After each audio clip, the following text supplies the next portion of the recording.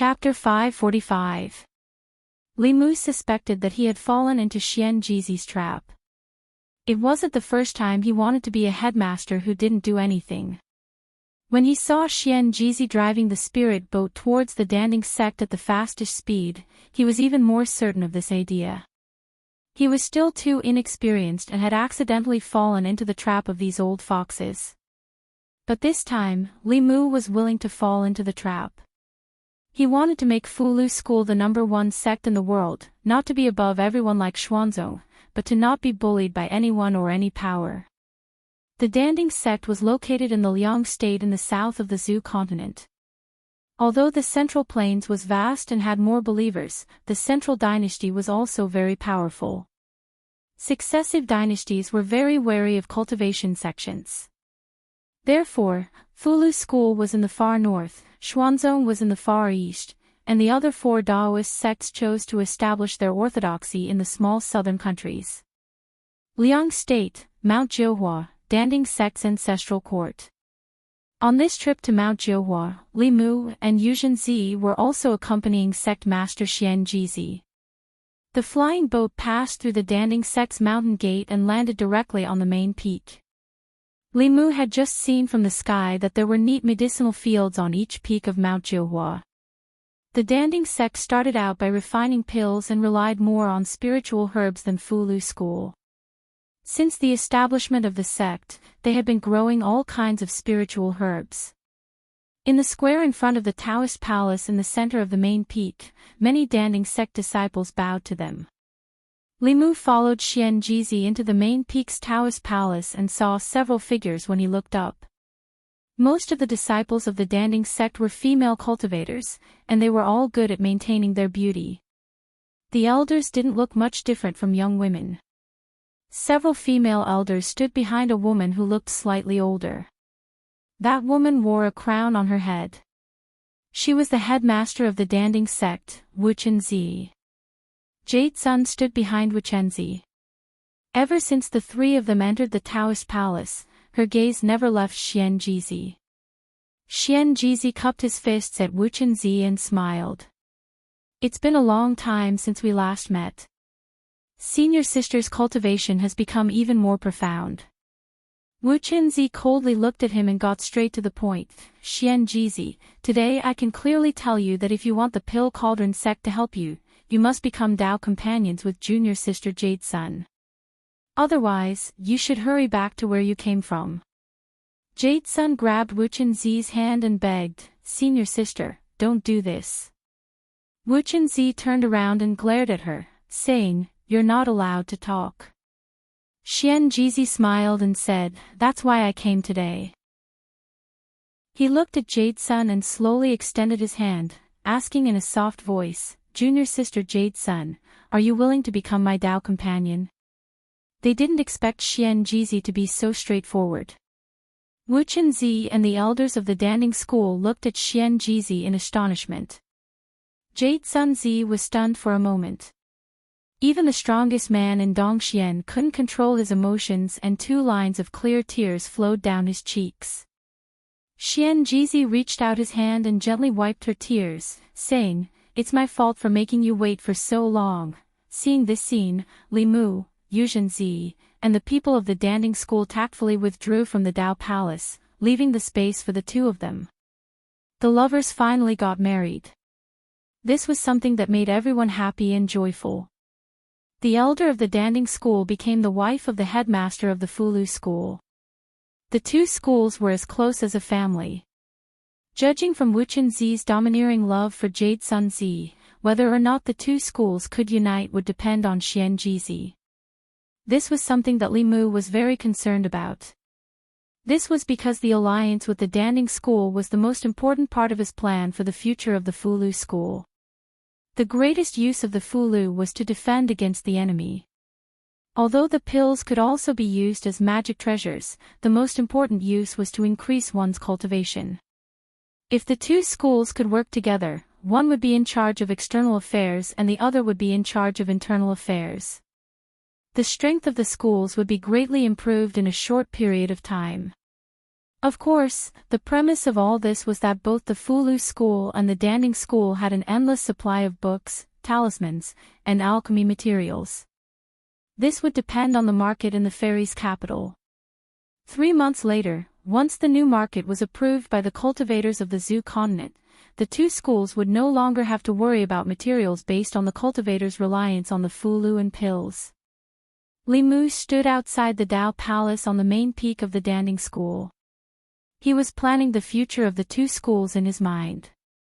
Suddenly, a strange wave of mana came from the Dao Palace behind him.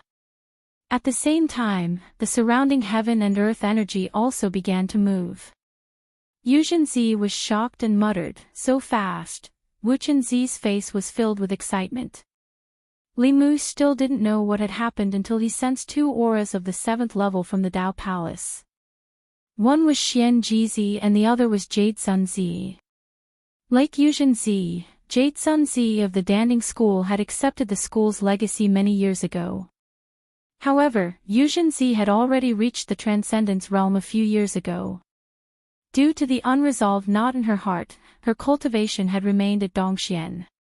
Now that the knot in her heart had been resolved, her ascension was just a matter of time.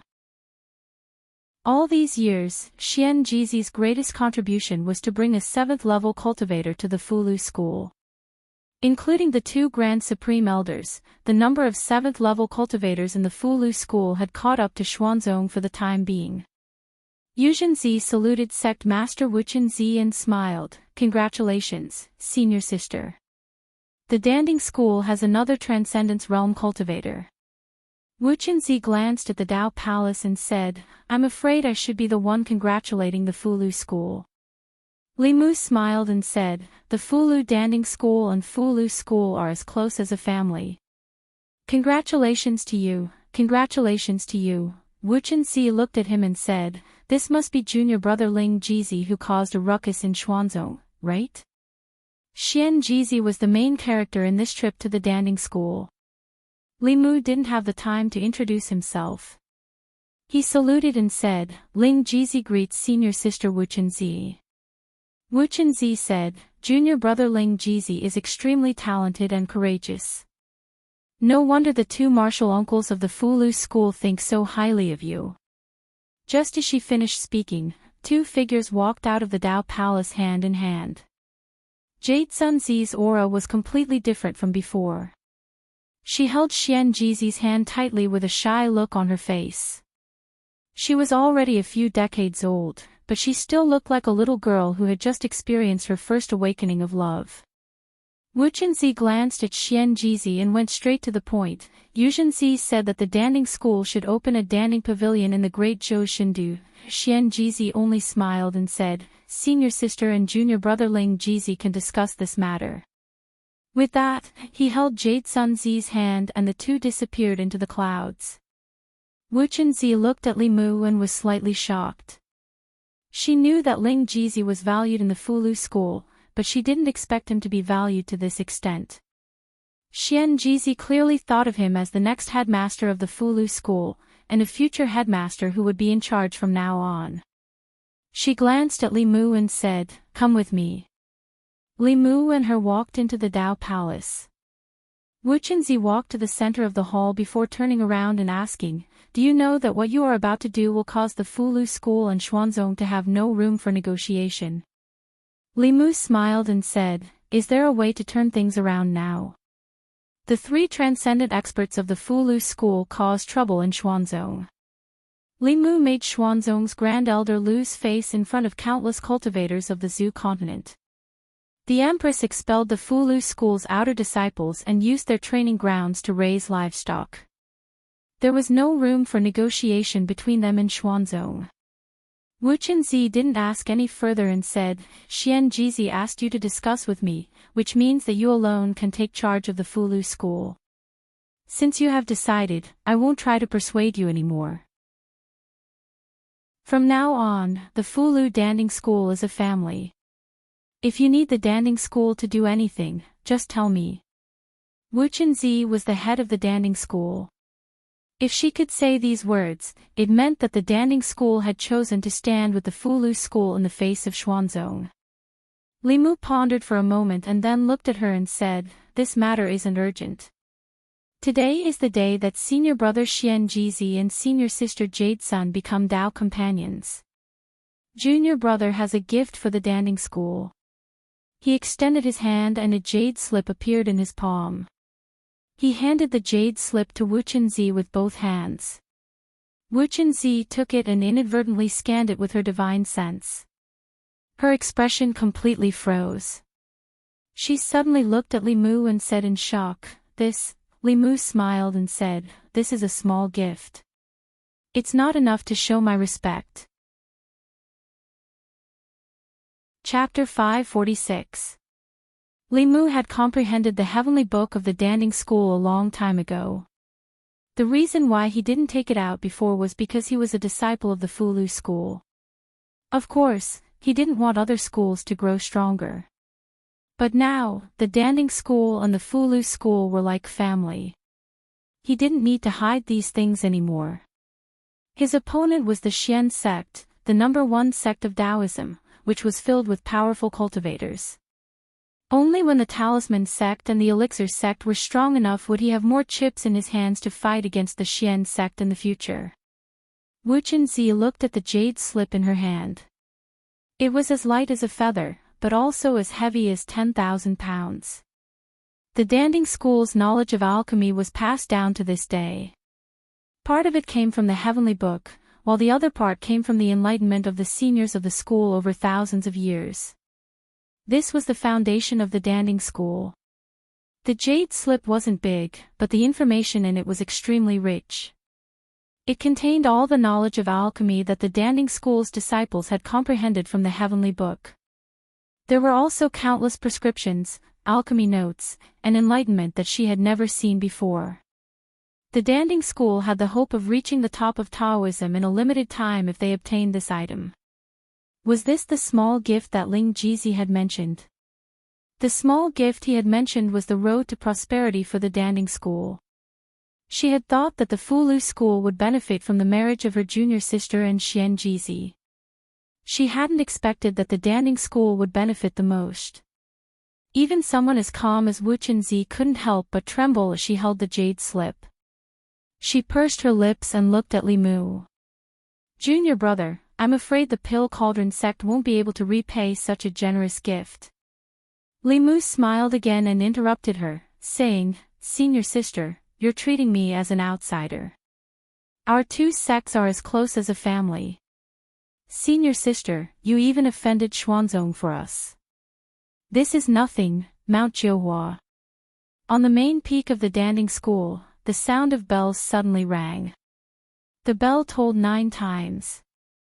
At first, the disciples didn't pay much attention to it, but when the 9th bell tolled, all of the disciples and elders in the Pill Cauldron sect stopped what they were doing and hurried toward the main peak, with the exception of the elders who were at a critical juncture in their pill concocting. The sky around the main peak was filled with figures flying in the air. Everyone stood on the dojo in front of the main peak according to their seniority. The 9 chimes of the bell meant that all the disciples in the sect were being summoned. Something important must have happened in the sect, or the sect leader had something important to announce. Wu Chenzi walked out of the Holy Ji Palace. All the disciples bowed and said, "Greetings, headmaster." Wu Chenzi stood in front of the Dao Palace and slowly announced, "Just now, Elder Jade Sun has transcended." "What?" "Elder Jade Sun has finally advanced. With that, our sect will have 4 7th realms. Xuanzong only has 5 7th realms. Aren't we very close to Xuanzong?" Everyone in the dojo heard the news. Whether they were low-level disciples or elders, they immediately jumped for joy. The dancing school only had 3 7th realms in the past. The 2 Grand Supreme Elders were nearing the end of their lifespans. If the sect leader hadn't advanced, there would only be 1 Supreme Powerhouse left after the 2 Grand Supreme Elders reached the end of their lifespans. They would immediately fall to the bottom of the 6 sections. Now that Elder Jade Sun had advanced, even if the 2 Grand Supreme Elders died, the overall strength of the dancing school wouldn't fall too much. Wu Chenzi raised her hand, and the dojo quieted down again. She looked at the disciples of the dancing school and continued, "There's one more thing. Elder Jade Sun has already become Dao companions with the sect leader of the Fulu school, Xian Jizi. The Dao companion ceremony will be held soon." The moment she said that, the dojo fell silent for a moment. Then, an even greater uproar broke out. "Did I hear wrongly? Elder Jade Sun and the sect leader of the Fulu school have become Dao companions. This is too sudden. I've never heard of this before." The dojo was as noisy as a bustling market. These two pieces of news brought too much shock to the disciples of the Fulu school. An elder of the sect had advanced to the seventh realm and become Dao companions with the sect leader of another sect. Two joyous events had come at the same time in one day. Many disciples were still in a daze. After announcing these two major events, Wu Chenzi gave them some time to digest the news. She spoke again, "Peak heads, follow me in for a discussion." For this discussion, Wu Chenzi and the peak heads discussed for 3 whole days. The disciples of the dancing school didn't know what the peak heads and the sect leader were discussing. However, after 3 days, the peak heads finished their discussion and returned to their peaks to warn the disciples. Elder Jade Sun was about to become Dao companions with the sect leader of the Fulu school. From then on, the dancing school and the Fulu school would be as close as one family. The disciples of the dancing school had to help each other in the future. They had to treat the Fulu school disciples the same way they treated their own disciples. Their seventh realm elder and the sect leader of another sect had become Dao companions. If the disciples of the two sects still held grudges against each other, they would lose face for their own sections. There was no need for the peak heads to warn them about these things. At this time, in the Daoist palace on the main peak, Wu Chenzi said to a peak head, "Heng Yangzi, go down the mountain personally and pay a visit to the imperial family of the state of Liang and the sects and aristocratic families of the state of Liang that are on good terms with us. Ask them if they have any intention of setting up a shop in the Great Zhou Shendu." Li Mu knew very well that the "ask" that Wu Chenzi spoke of was definitely not just asking. Although they were both part of the 6 great Daoist sects, the dancing sect's position in the state of Liang was completely different from the Fulu school and Xuanzong's position in the Great Zhou. Without the Fulu school and Xuanzong, the Great Zhou was still the most powerful country in the Zhou province. Without the dancing sect, the state of Liang was reduced to the bottom of the southern countries, not much stronger than the state of Yen and other small countries. As long as the dancing sect spoke, the imperial family of the state of Liang and all the sects and aristocratic families, big and small, would definitely give them face. Li Mu cupped his hands towards Wu Chenzi and said, "Thank you, senior sister." Wu Chenzi smiled and said, "2 sects in one family, this is how it should be." This time, Li Mu stayed at the dancing sect for longer than expected. The main reason was that Xian Jizi didn't want to go back. He and Jade Sun were nowhere to be seen all day long. No one knew where they were going to be lovey-dovey. Added together, they were almost 200 years old. Now was the first spring, but their spirits were no less than those of young people. However, Li Mu couldn't stay here any longer. The support of the dancing sect was not enough. He still had to find a way to obtain the support of other powers. When Li Mu was about to leave, the space around him fluctuated. Xian Jizi appeared beside him and asked, "Junior brother, you're leaving?" Li Mu nodded and said, "I'm going to the Yao country." The other 3 sects had no other choice. They could only use the Qianhu country to make up the numbers. There was no Yao country, but it was rich in spiritual medicine and minerals. These were resources that the cultivation world of the Zhou continent lacked. It wasn't easy for Li Mu to come out, so he wanted to see Huan Ji again. He didn't want her to think that Li Mu had forgotten about her after putting on his clothes. Before leaving, Li Mu didn't give up and asked Xian Jizi, "Senior brother, do you have any junior sisters or senior sisters in the Spirit Formation sect, South sect, and North sect?" Xian Jizi glanced at him and said, "Do you think I'm like you, having lovers everywhere?" Li Mu did not like to hear these words. If it were not for the fact that he had connections everywhere, where would the heavenly secret talismans that had been used to extend the lives of the two grand elders had come from? Regardless of whether it was the Empress or Huan Ji, they would not have given him face as the leader of the talisman puppet sect. The two grand elders would probably have already passed on their transcendence powers by now, riding on cranes to the west. Li Mu waved his hand and said, "I'm leaving." He flew up and headed north. However, as soon as he left Mount Jiuhua, a ray of light flew past him. It didn't stop at all and headed straight for the Danding sect. Li Mu stopped and looked back at the figure in the ray of light. From the speed and aura of that person, it was a cultivator from Dongxian. A 6th-level cultivator was rushing to the Danding sect. He didn't know why. He had already told Huan Ji that he was going to the Yao country. He didn't want to think about it anymore and continued to fly north. Mount Jiuhua. A ray of light shot from the distance and landed on the main peak. Wu Chenzi walked out from the Dao Palace and looked at a man. She asked, "Guang Yuanzi, what happened? Why are you in such a hurry?" The man in a Daoist robe walked forward and anxiously said, "Senior Sister Wu Chen, the Spirit Formation sect has something to ask of you." Chapter 547. Thousand Fox City. The diligent queen hadn't attended morning court for 3 days. It was almost noon when Li Mu woke up from the bed in the harem. Phantom Princess was still sleeping soundly in his arms. The 6-tailed fox demon's seductive skills were irresistible. He had been trapped in the fox's seductive attacks for 3 days and 3 nights.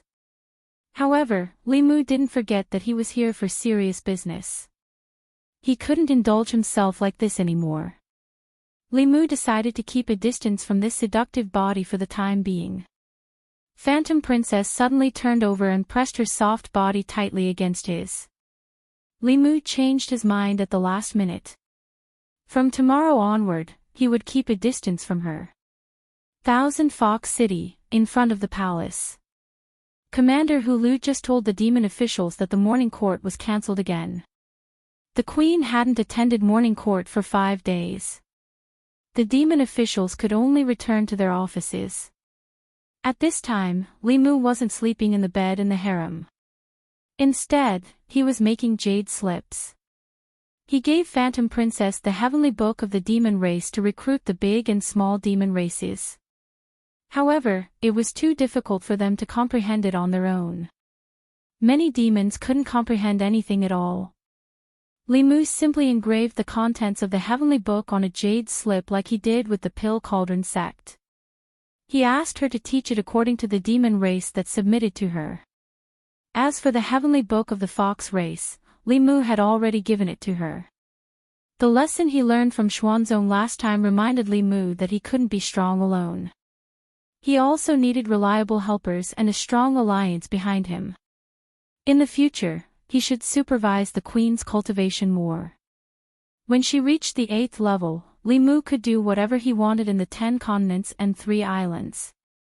There was also Phantom Princess. The Heavenly Fox race was one of the top races. They weren't inferior to the dragon race.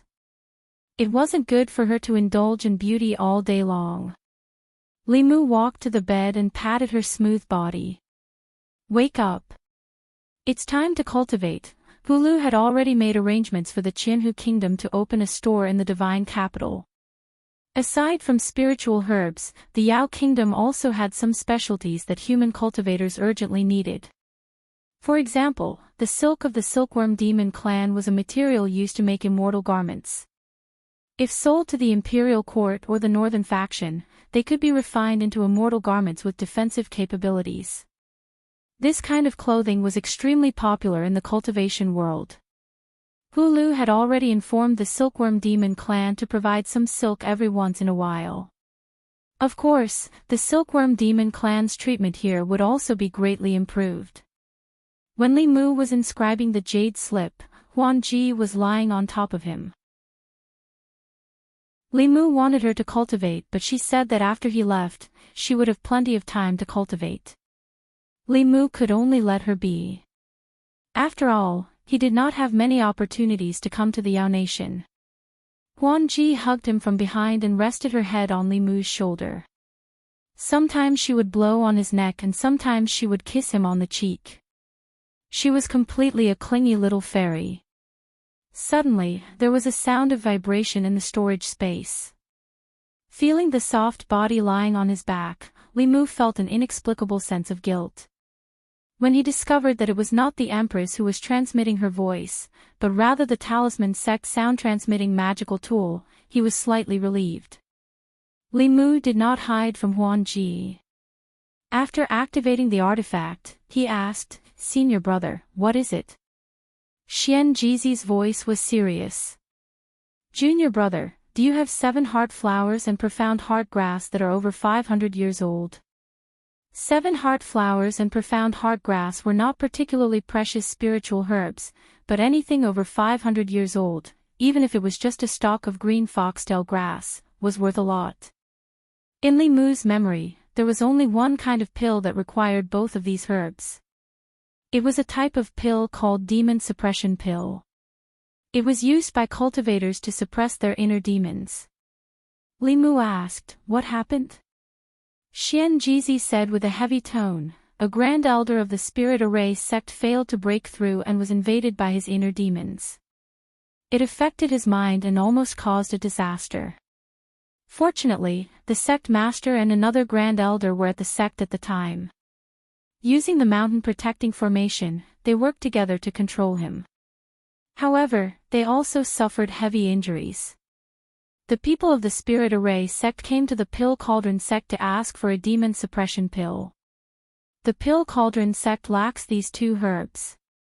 Li Mu understood the demon suppression pill, so he was very clear that the key to this matter was not the 7 heart flowers and profound heart grass.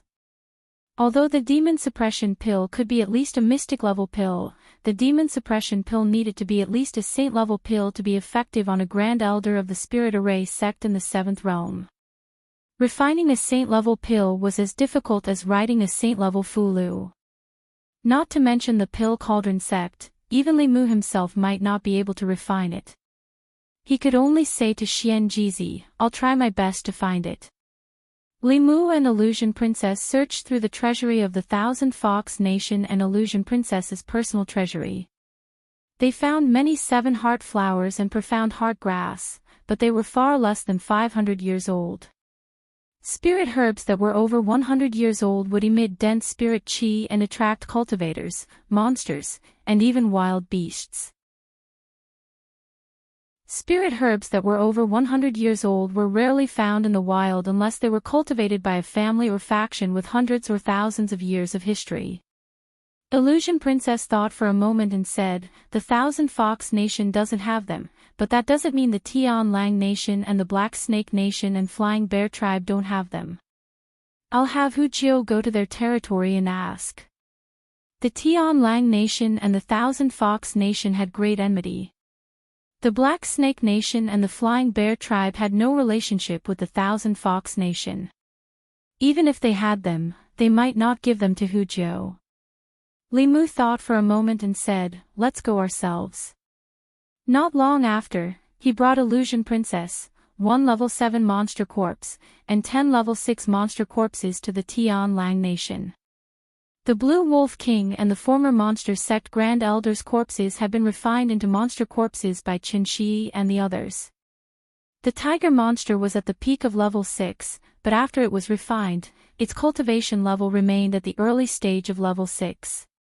In the Tian Lang Nation, the Blue Wolf King sat cross-legged in his cave abode, cultivating with his eyes closed. He had lost his physical body in the Battle of the Thousand Fox Nation. Although he had found another one later, it was impossible for him to recover his strength within 10 years. Therefore, he had warned the Sirius clan and their subordinate demon clans to shrink their territory and avoid conflict with the Thousand Fox Nation as much as possible. He no longer dreamed of ruling the Monster Nation. It was already very difficult for him to keep his current territory. At a certain moment, the Blue Wolf King, who was cultivating in his cave abode, suddenly opened his eyes with an extremely frightened expression. He immediately flew out of his cave abode. Just as he flew into the sky, he saw a dozen streaks of light shooting toward him. It was a powerful aura, mixed with monster chi and corpse chi. One of the corpses was his physical body. The Blue Wolf King's expression changed drastically. He thought that the Thousand Fox Nation had come to exterminate them. Without hesitation, he turned into a streak of light and tried to escape. Without the support of the demon sect, the Tian Lang Nation was no match for the Thousand Fox Nation. That human must have brought so many demonic corpses with him to kill him. The Green Wolf King didn't have any fighting spirit, but just as he was about to flee, the 7th-tier demonic corpse had already blocked his path. The other demonic corpses also quickly caught up and surrounded him. The Blue Wolf King had no hope of escaping. He looked at Li Mu and Illusion Princess with grief and indignation. He said, "My tribe has already made concessions. Do you really want to kill us all?" Li Mu only wanted to borrow 2 spirit herbs. Just as he was about to explain his intentions, the Blue Wolf King hesitated for a moment and seemed to have made a big decision. He gritted his teeth and said, "From now on, the Tian Lang tribe will submit to the Heavenly Fox Nation. This way, you will let me go, right?" Li Mu and Illusion Princess looked at each other. They could see the shock in each other's eyes. Although the Tian Lang tribe was not as powerful as before, they were still one of the 4 major monster tribes. If the Blue Wolf King led the monster kings under him to fight to the death, the Thousand Fox Nation would have to pay a heavy price to exterminate or subdue them. That was why they had not done anything to the Tian Lang tribe. This time, they really only came to borrow 2 spirit herbs. They did not expect to receive such an unexpected reward. Li Mu looked at Illusion Princess, and Illusion Princess looked at Li Mu. A cunning look flashed across their eyes. Li Mu's mind moved, and the monster corpses retreated. The Blue Wolf King was overjoyed. "You agree?" Li Mu looked at him calmly and said, "The heavens are benevolent. Since you are willing to submit, I will spare your life today." Chapter 548. Tian Lang Kingdom. The Blue Wolf King brought Li Mu and Phantom Princess to the palace. He had already thought things through. Working for the demon sect was the same as working for the Thousand Fox Kingdom. After what happened last time, the demon sect had all fled, leaving him alone to face the powerful Thousand Fox Kingdom. This was enough to prove that the demon sect was not reliable. He might as well submit to the Thousand Fox Kingdom, so that he would not have to worry about this human bringing a group of powerful demon corpses to take his life every day. After thinking this through, the last bit of unhappiness in the Blue Wolf King's heart quickly disappeared without a trace. Inside the palace of Tian Lang Kingdom, Li Mu looked at the Blue Wolf King and said, "Although you're willing to submit, we can't completely trust you. Hand over a drop of your soul blood." Soul blood was very important to both human and demon cultivators. The Blue Wolf King did not want to hand it over, but a wolf under someone else's roof had to bow. If he did not hand over the soul blood, it would be difficult to resolve the situation today. He hesitated for a moment, but still obediently forced out a drop of soul blood. Li Mu put away the soul blood, then said, "One more thing. Do you have 7 heart flowers and mysterious heart grass that are more than 500 years old?" The Yao Kingdom was very rich in spiritual herbs. The Blue Wolf King did not recognize the 7 heart flowers and mysterious heart grass, but spiritual herbs that were more than 100 years old could be eaten raw to increase one's spiritual power. He had collected quite a few over the years. After all, he had just submitted. In order to claim credit, he took out all the spiritual herbs in his storage space and said, "This is my many years of savings. Sir, please see if you have those 2 spiritual herbs." Li Mu looked at the spiritual herbs, his eyes shining. This old wolf's wealth was too rich. The worst of these spiritual herbs were at least 100 years old, and there was no lack of supreme spiritual herbs that were hundreds of years old. Li Mu waved his sleeve, and the spiritual herbs disappeared. The Blue Wolf King widened his eyes and looked at Li Mu. He opened his mouth and muttered, "This." Li Mu waved his hand and said, "You don't know how to refine pills or write talismans. Leaving these things with you is purely a waste. I'll help you keep them for the time being." The Green Wolf King was filled with regret now. If he had known that this human was so greedy, he would not have taken out all of his spirit herbs. Now, all of his spirit herbs had been taken away by this human. The day when he could recover his strength was now far away. After taking the Blue Wolf King's savings, Li Mu began to search among the spirit herbs. Very quickly, he found a very strange-looking creature. There were 7 heart-shaped flowers growing on the stem of a certain plant. 6 of them were red, and 1 was pink. Every 100 years, one of the 7 hearts flowers would turn red. 6 red flowers meant that this flower was more than 600 years old. The 7 heart flower had been found, and the mysterious heart grass was also found in the Blue Wolf King. However, its medicinal age was not high enough to be used as an ingredient for saint-grade medicinal pills. Li Mu and Huan Ji could only go to the mysterious snake clan to try their luck. When the Blue Wolf King heard that Li Mu and Huan Ji were going to the mysterious snake clan, he volunteered to go with them. The mysterious snake clan's territory was in a vast swamp basin. This was the best environment for the mysterious heart grass to grow. The entire mysterious snake clan's territory was covered in a layer of purple poisonous fog. Normal monsters would not be able to enter, but to Li Mu's group, this poisonous fog was nothing. The Blue Wolf King took the initiative to show off. Wherever he went, a gust of demonic wind blew away the poisonous fog. He asked, "Are we going to attack the mysterious snake clan?" Li Mu said indifferently, "No, we're going to ask if they have any 500-year-old mysterious heart grass." The Thousand Fox Nation's focus was on development, not expansion. Without the monster corpses, they were not much stronger than the other 3 clans. They could not take over such a large territory. Oh, the Blue Wolf King flew in front. Li Mu poured a bucket of cold water on him. He felt that something was wrong. He had brought so many people with him. It was enough to destroy the mysterious snake clan, but he was only going to look for herbs. Was he going to the Celestial Wolf Kingdom for herbs too? The more the Blue Wolf King thought about it, the more he felt that it was possible. He asked tentatively, "Then why did you come to the Celestial Wolf Kingdom, my lord?" "Li Mu, I originally came for herbs, but since you're so sincere, I'll take your soul blood while I'm at it." The Blue Wolf King did not speak again. Li Mu noticed that he slapped himself a few times. He probably would not speak casually in the future. The poisonous fog gradually thickened as the 3 of them flew. They could no longer see the sun when they looked up. Rugged rocks began to appear frequently in the swamp. Some of these rocks were dozens of feet tall, while others were hundreds of feet tall. They emitted a faint demonic aura.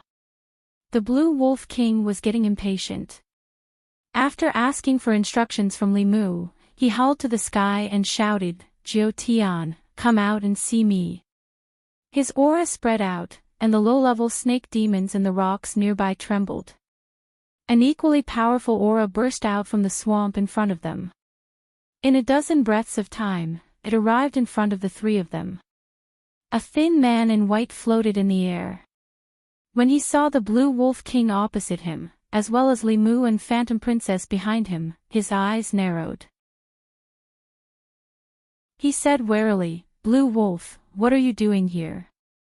Li Mu had a good impression of the Snake Clan. He smiled at the man in white and said, "We're here to ask the Snake King for a 500-year-old mysterious heart grass." The white-robed man didn't believe Li Mu's words at all. The ambitious Blue Wolf King had brought 2 powerful cultivators here just to ask for a single herb. Who the hell would believe him? This treacherous old wolf must be up to no good. The man in white let out a long howl. In the fog, countless auras closed in. Soon, they surrounded Li Mu, Phantom Princess, and the other two. These people were obviously the strong people of the Snake Clan. Their eyes shone fiercely. Among these auras, there were 2 6th-level auras and more than 10 5th-level auras. The man in white looked at the Blue Wolf King and said coldly, "Get out. Otherwise, don't blame me for being rude. You're not my match now." This time, to show his goodwill, Li Mu kept the spirit corpses in his cave abode. However, in this situation, a battle could break out at any moment. Even if the Snake Clan had the mysterious heart grass, they would not give it to him. Therefore, Li Mu summoned all the spirit corpses. 1 7th level and 10 6th level. The aura of the Snake Clan was instantly suppressed. Li Mu looked at the 9 Snake King and repeated, "We're here to ask the Snake King for a 500-year-old mysterious heart grass.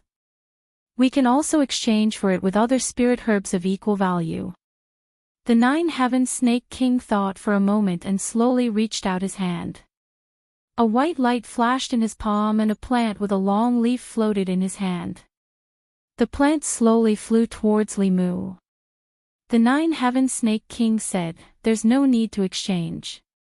You're a guest from afar. This mysterious heart grass is for you." Li Mu accepted the spirit herb and cupped his hands. "Thank you, Snake King." Then, he waved his hand and a jade slip flew towards the 9 Snake King.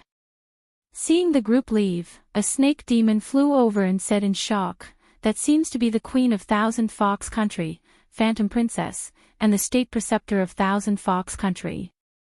The Fox Clan and the Wolf Clan are mortal enemies. Why are they with the Blue Wolf King?" The 9 Snake King looked in front of him in shock. He used his divine sense to check the jade slip and found that it recorded a Snake Clan divine ability that even he didn't know about. Although it wasn't very powerful, it was more than enough to exchange for a spirit herb. At this moment, he was full of questions. These people were really here to ask for spirit herbs. Why was the Blue Wolf King with the people of Thousand Fox Country? The strength of Thousand Fox Country was far beyond his imagination. Even without the appearance of the 10,000 Illusion Lord and Huan Yun, they already had the strength to annihilate the Snake Clan. While the 9 Snake King was still on tenterhooks, Li Mu had already sent Phantom Princess back to Thousand Fox Country and rushed back to Mount Jiuhua as fast as he could. Pill Cauldron Sect. After Xian Jizi put down the sound transmission Dharma artifact, he sighed and said to Wu Chenzi, "Junior brother has found the 7 heart flower and mysterious heart grass. He's on his way here." Guang Qingzi's face lit up. He said, "Martial uncle can be saved." Only Wu Chenzi was still worried. Even the great elder of the Pill Cauldron sect, who was the strongest in alchemy, had a pitifully low success rate in refining a saint-grade pill. It was already considered lucky if he could refine 1 out of 10 sets of materials. This time, there was only 1 set of materials to refine the demon-subduing pill. If he failed, there would be no more chances. He looked at Guang Qingzi and said, "The Pill Cauldron sect once stored 2 saint-grade demon-subduing pills. One was used by the Great Elder a long time ago, and the other was given to Xuanzong. You can go to Xuanzong and ask. Xuanzong hasn't had any elders break through in recent years, so their pill should still be intact."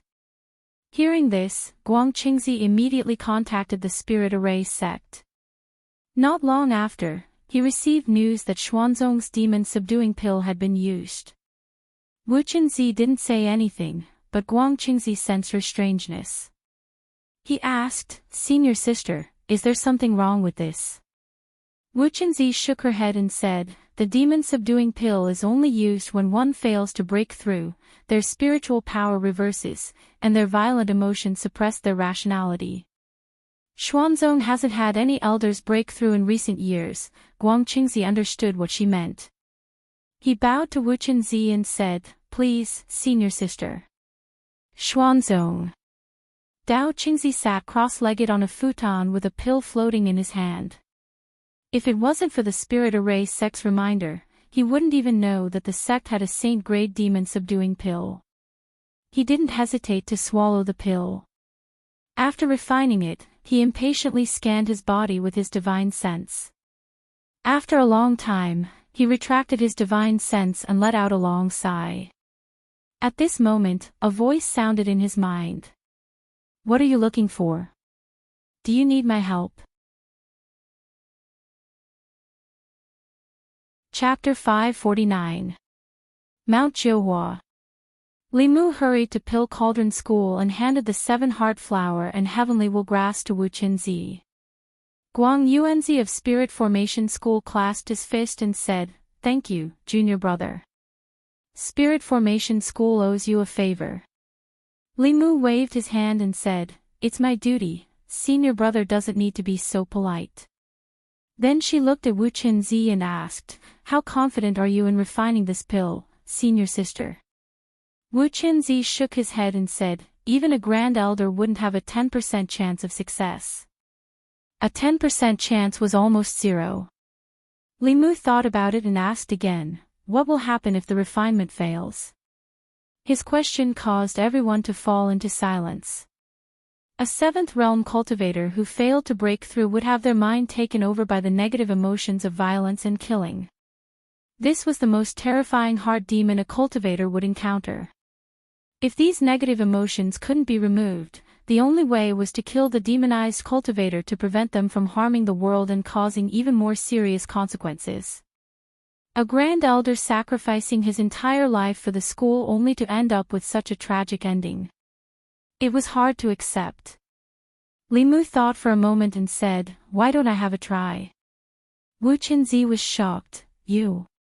Xian Jizi walked forward and explained, "Junior brother has a rare 7 orifices heart." Fulu School Saint Rank Fulu was drawn with his help. If he participates in the refinement of the demon-subduing pill, it might increase the chance of success. 7 orifices heart. Wu Qinzi finally understood why the talisman puppet sect valued Ling Jizi so much. The heart of 7 orifices might not have an advantage over other physiques in terms of cultivation, but in terms of writing talismans, it had an advantage that no other physique possessed. Their hearts had 6 more orifices than others. They were born to be emotionless machines for refining pills and talisman writing.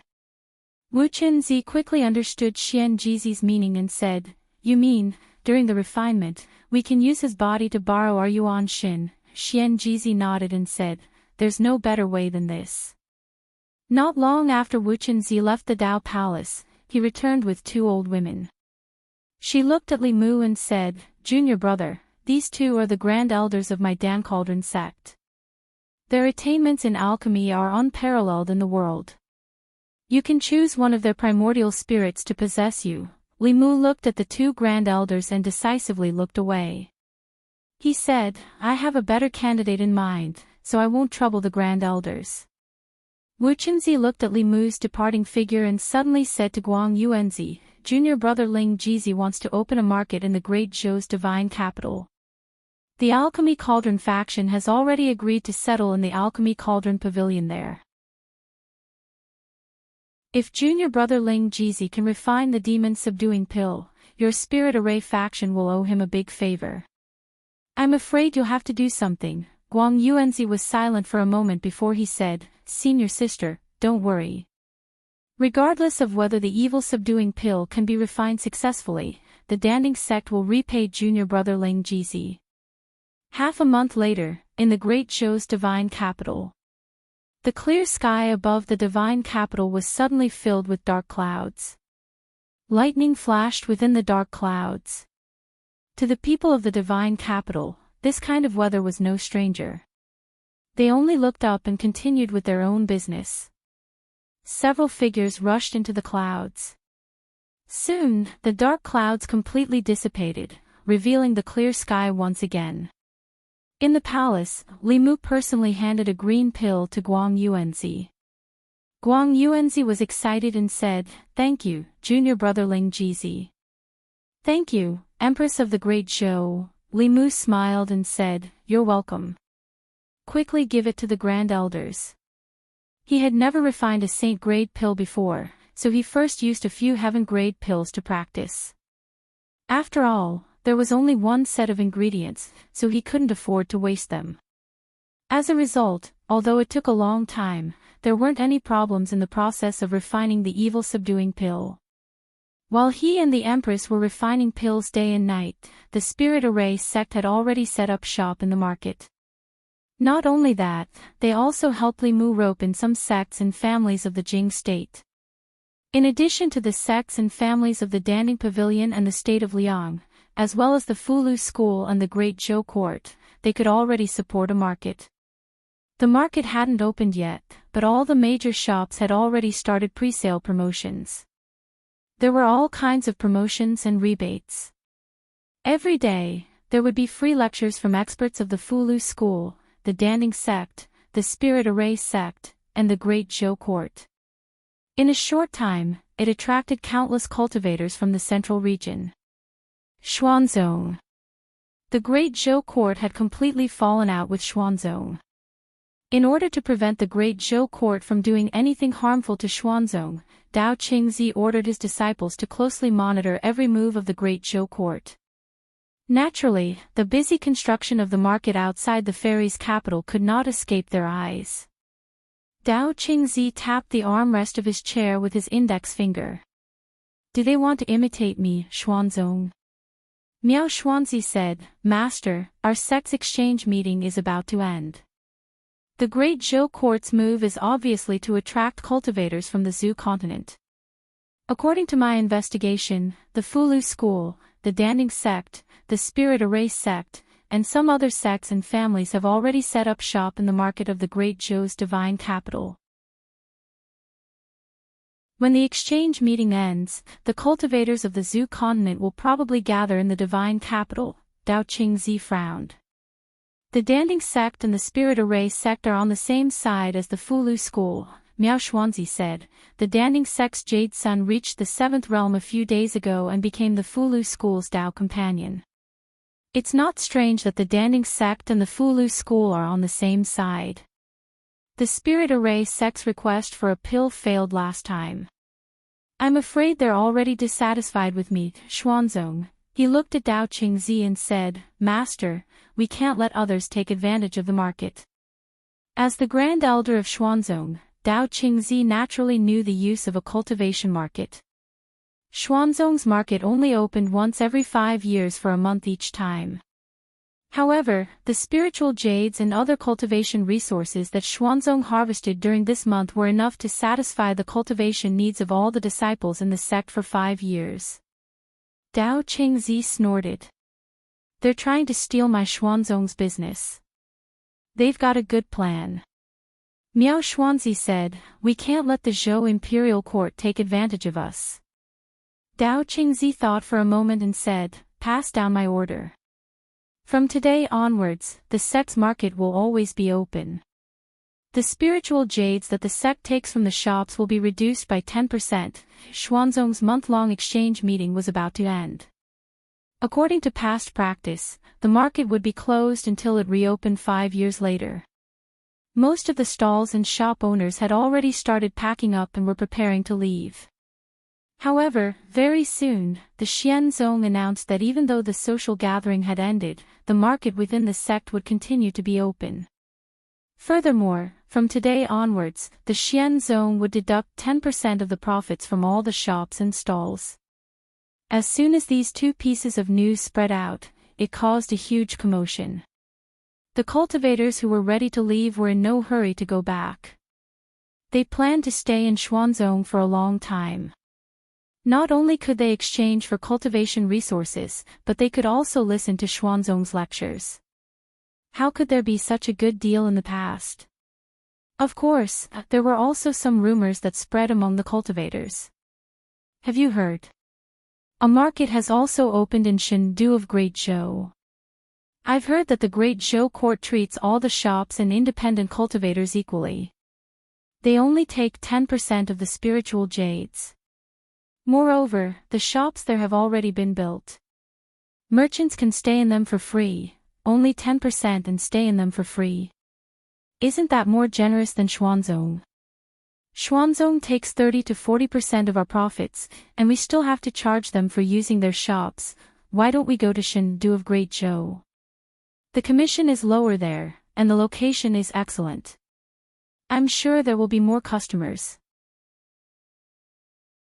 It's said that there are experts from various sects who preach every day. Xuanzong is the biggest sect in Taoism. They're too greedy. In the Taoist palace, Dao Qingzi's face was a little dark. Even though Xuanzong had opened up the market and reduced the commission of spiritual jades, independent cultivators, merchants, and cultivators attending the exchange were still leaving in large numbers. It was obvious that someone was fanning the flames.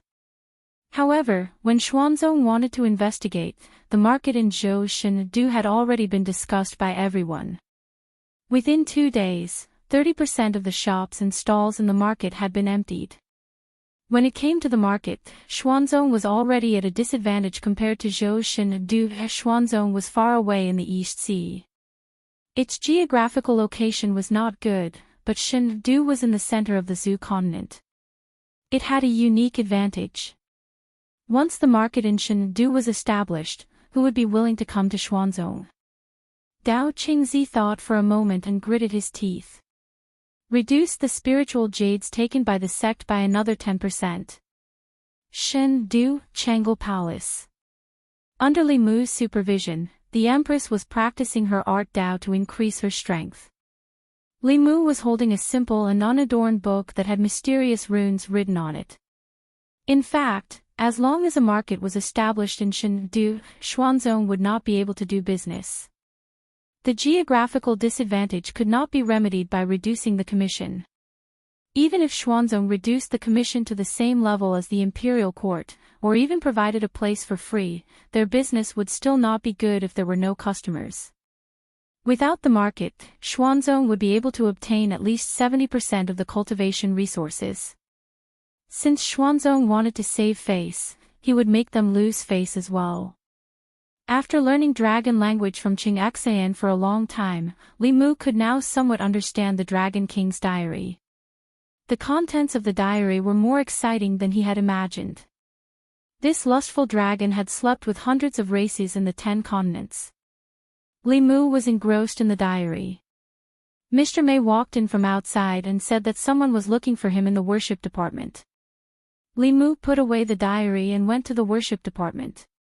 At the entrance, he saw the successor of Moism. Chapter 550. The school of Moism was also a prominent sect in ancient times. Their mechanism techniques were unique in the cultivation world and were used by some cultivation dynasties. However, due to various reasons, they declined and finally lost their inheritance. Li Mu guessed that one of the main reasons for the decline of the Mo family was because the mechanism technique required a large amount of manpower and resources, and some dynasties and large sects could not afford it. Furthermore, the most important point was that the mechanism technique was not a single discipline. A mechanism grandmaster would also be a blacksmith grandmaster, talisman grandmaster, and array grandmaster. The core of mechanism techniques was to use talisman arrays on artifacts. This required mechanism masters to be proficient in refinement, fulu, and array masters. This effectively blocked most people who were interested in mechanism techniques. At the entrance of the offerings department, a middle-aged man called Mo Li cupped his fists at Li Mu. "Greetings, Lord Li," Li Mu said, "You're welcome. Come in." Inside the offerings department, Li Mu asked Mo Li to sit down and asked someone to pour him a cup of tea. Then, he asked, "How much do you know about the school of Moism's mechanism techniques?" Mo Li's expression was serious as he said in a low voice, "I am the only legitimate successor of the school of Moism.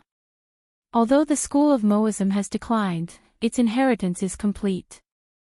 I know all the mechanism techniques of the school of Moism. I just lack manpower, materials, and spiritual jades." Li Mu went straight to the point. You want to revive the school of Moism. It was not that he could guess Mo Li's thoughts. During the 100 schools of thought, every school wanted to be powerful and suppress the other schools. However, later on, Taoism became dominant and the other schools declined. The 6 sects of Taoism still wanted to be the leader of Taoism. As the successor of an ancient sect, who did not want to revive their own school and fulfill the wishes of their ancestors? Mo Li did not deny it. He asked, "Lord, are you willing to give me this opportunity?" Li Mu said, "Although the Great Zhou is large and does not lack resources, if the resources used to support the school of Moism are used to recruit experts, the strength of the offerings department may double. Therefore, you have to first convince me why I should give you these resources." If he wanted to obtain enough resources from the Great Zhou, he had to first demonstrate the value of these resources. Mo Li was already prepared. He took out a jade slip and handed it to Li Mu, saying, "This is a part of the Mo family's mechanical arts." Li Mu scanned the jade slip with his spiritual will, and the contents of the jade slip appeared in his mind. This part of the mechanical technique was in the form of blueprints. Li Mu, who had once been an engineering student, had no difficulty in understanding these blueprints. The reason why the school of Moism was so highly regarded during the dynasty was because, compared to the other 6 factions, the school of Moism could be transformed into a war machine. The puppets and magical equipment they created could carry out the combat ability of high-level human cultivators, if not better. Most of the magical equipment was designed in the same way as modern weapons. The blueprint of the school of Mo was not a secret. The secret was the talisman array engraved on it. Li Mu put down the jade slip and said, "If this is all, it is not enough." Mo Li was silent for a moment, then asked, "What else does the Great Zhou court want?" Li Mu pointed at a long cannon barrel and said, "The power of this thing is acceptable, but it can only fire one shot in a short period of time. It is not flexible enough. I need you to change it into a mechanism that can fire multiple shots." Mo Li thought for a moment, then said, "Changing the talisman array and adding more grooves for embedding spiritual jades is not difficult." Li Mu continued, "These can only be used on land and in the air. The court also needs something that can be used in water." Mo Li said, "This is easy. You can engrave a water-repelling array on the mechanism. These puppets are not powerful enough. The power of the puppets is related to the materials and spiritual jades used. The better the materials, the sturdier the body of the puppets and the higher the defense. The higher the grade of the spiritual jades, the stronger the attack power of the puppets. The strongest puppets are comparable to Dongxian." Li Mu and Mo Li chatted for a few hours in the Department of Offerings and returned home very late. He had high hopes for the Mo family's mechanism technique. He hoped that the successor of the Mo family would be able to create something useful for him soon. Manpower was not a problem for the court. Ever since the Shan Kingdom and the Northern Bang became independent, there was no need to station so many soldiers in the South County. Li Mu could transfer half of the soldiers in the South County to him. As for materials, the disciples of the corpse sect had been in Yingzhou for many years. In order to refine corpses, they often needed to survey the terrain and find a suitable place to raise corpses. During this process, they found many underground veins. Ores were the raw materials for refining Dharma treasures and mechanisms. The corpse sect was not good at these 2 things. The Fulu school and the court were not good at them either. Because they were far away in Yingzhou, it was difficult to mine and transport them. Li Mu had not touched them. The area of Yingzhou was not smaller than the Zhou continent. Who knew how many resources were buried deep underground? He simply asked Mo Li to bring those people to Yingzhou to study mechanism techniques and dig for ores. If they could find a few spiritual jade veins, he would be really rich. Perhaps it could also solve the problem of his cultivation stagnation. His cultivation had been stuck at the peak of the 5th realm for a long time. Recently, it had not improved at all. Whether it was the psychic power or the spiritual jades that Li Mu absorbed, after the spiritual chi entered his body, it would not stay in his body. Instead, it would dissipate. He knew that he had encountered a real bottleneck. This kind of bottleneck could no longer be broken through by hard work. It required luck. Of course, if he could find a spiritual jade vein and use the spiritual chi of the entire vein to break through the bottleneck, it was very likely that he would break through the bottleneck. In this situation, it was useless for him to be anxious. He could only work on other aspects. For example, painting, body tempering, and learning the dragon language. After studying with Qing Xan for a long time, Li Mu realized that although it was difficult to learn the dragon language, after learning it, it became easier and easier to learn. In the Dragon King's diary in his hand, there were only a few sentences that he could not understand and needed to consult Qing Xan. Li Mu could already read the rest without any difficulties. He flipped to the last page of the diary. There was only one short sentence written on it. I heard that the women of Fu Sang country are naturally open-minded. If I have the chance, I must try. The word Fu Sang was an ancient name. According to the records of the 10 continents, Fu Sang was an island in the east of the Zhu continent in the East Sea. As for which island it was referring to, it could no longer be verified.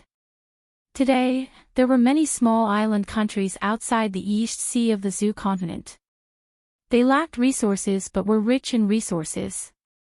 The merchants of the Great Zhou often used merchant ships to travel between these islands and trade with these small countries. There was no more content in the diary. Li Mu did not know whether this dragon had ultimately gone to Fu Sang or how the women of Fu Sang country were open-minded. However, he had to make a trip to the East Sea. The merchant ships of the Great Zhou that traveled between the eastern prefectures and the many island countries in the East Sea would occasionally be harassed by the Wu pirates. In the past, because of the protection of Xuanzong, these pirates did not dare to be too arrogant. Now that the Great Zhou and Xuanzong had fallen out, Xuanzong no longer cared about these matters. The Wu pirates were increasingly arrogant. A few days ago, Li Mu ordered Ao Run to patrol the sea and protect the merchant ships of the Great Zhou. 2 days ago, he had captured many pirates and asked Li Mu for a reward. Yesterday, when Li Mu tried to contact him, he could not reach him. Just now, Li Mu tried again, but he still could not reach him. With Ao Run's strength, he was comparable to a 6th realm cultivator at sea. Nothing should happen to him. However, just in case, Li Mu still planned to go and see for himself. He sent Ling Er to the palace and called Qing Xan along. After all, they were at sea. Li Mu's strength was limited, but she could use 120% of her strength. Li Mu could only be at ease if he brought her along. Qing Xan was also very willing to follow Li Mu. Although there was food and drink here and she didn't have to work, she was still a dragon. The sea was her home. She hadn't experienced the feeling of swimming freely at the bottom of the sea for a long time. Above the East Sea, a huge merchant ship was anchored on the surface of the sea. The cultivators on the ship laboriously propped up a magic power barrier. A few small boats floated on the surface of the sea. In the sky, a few short men with their hair tied behind their heads were madly attacking the merchant ship. The way these people attacked was very strange. They floated motionlessly in the air, but there were ghosts hovering above their heads. These ghosts were very powerful. After attacking for a while, the mana shield around the merchant ship was on the verge of collapse. The people standing on the deck were in despair. Not only were the Woku pirates strong, but they were also cruel. Every time they finished robbing the merchant ship, they would kill everyone on the ship. The fate of the women was even more tragic. The few women on the merchant ship were already thinking of committing suicide. Boom! The protective shield around the merchant ship was finally broken by the Woku pirates. A few of the Woku pirates let out excited cries as they flew towards the merchant ship. At this moment, there was a sudden change in the water. A huge pillar of water shot out from the bottom of the sea. A few men were hit by the pillar of water, and blood spurted out of their mouths. Then, the thick pillar of water split into a few water ropes and tied them up tightly. The expressions of the Woku pirates changed drastically. They quickly ordered the ghosts above their heads to go down to the bottom of the sea to investigate. Just as the ghosts flew down, and before they could even enter the water, a few bolts of blue lightning came from the bottom of the sea and struck their bodies. The ghosts did not even have time to cry out before they were turned into a puff of green smoke and disappeared. After these ghosts died, the faces of the Woku pirates who were tied up by the water ropes became extremely pale. Their auras also fell from the fourth realm to the third realm. Just as the people on the deck were stunned by this sudden change, they suddenly heard the crisp cry of a dragon. On the sparkling surface of the sea, a huge white dragon broke out of the water. On the huge dragon head, a figure stood with his hands behind his back.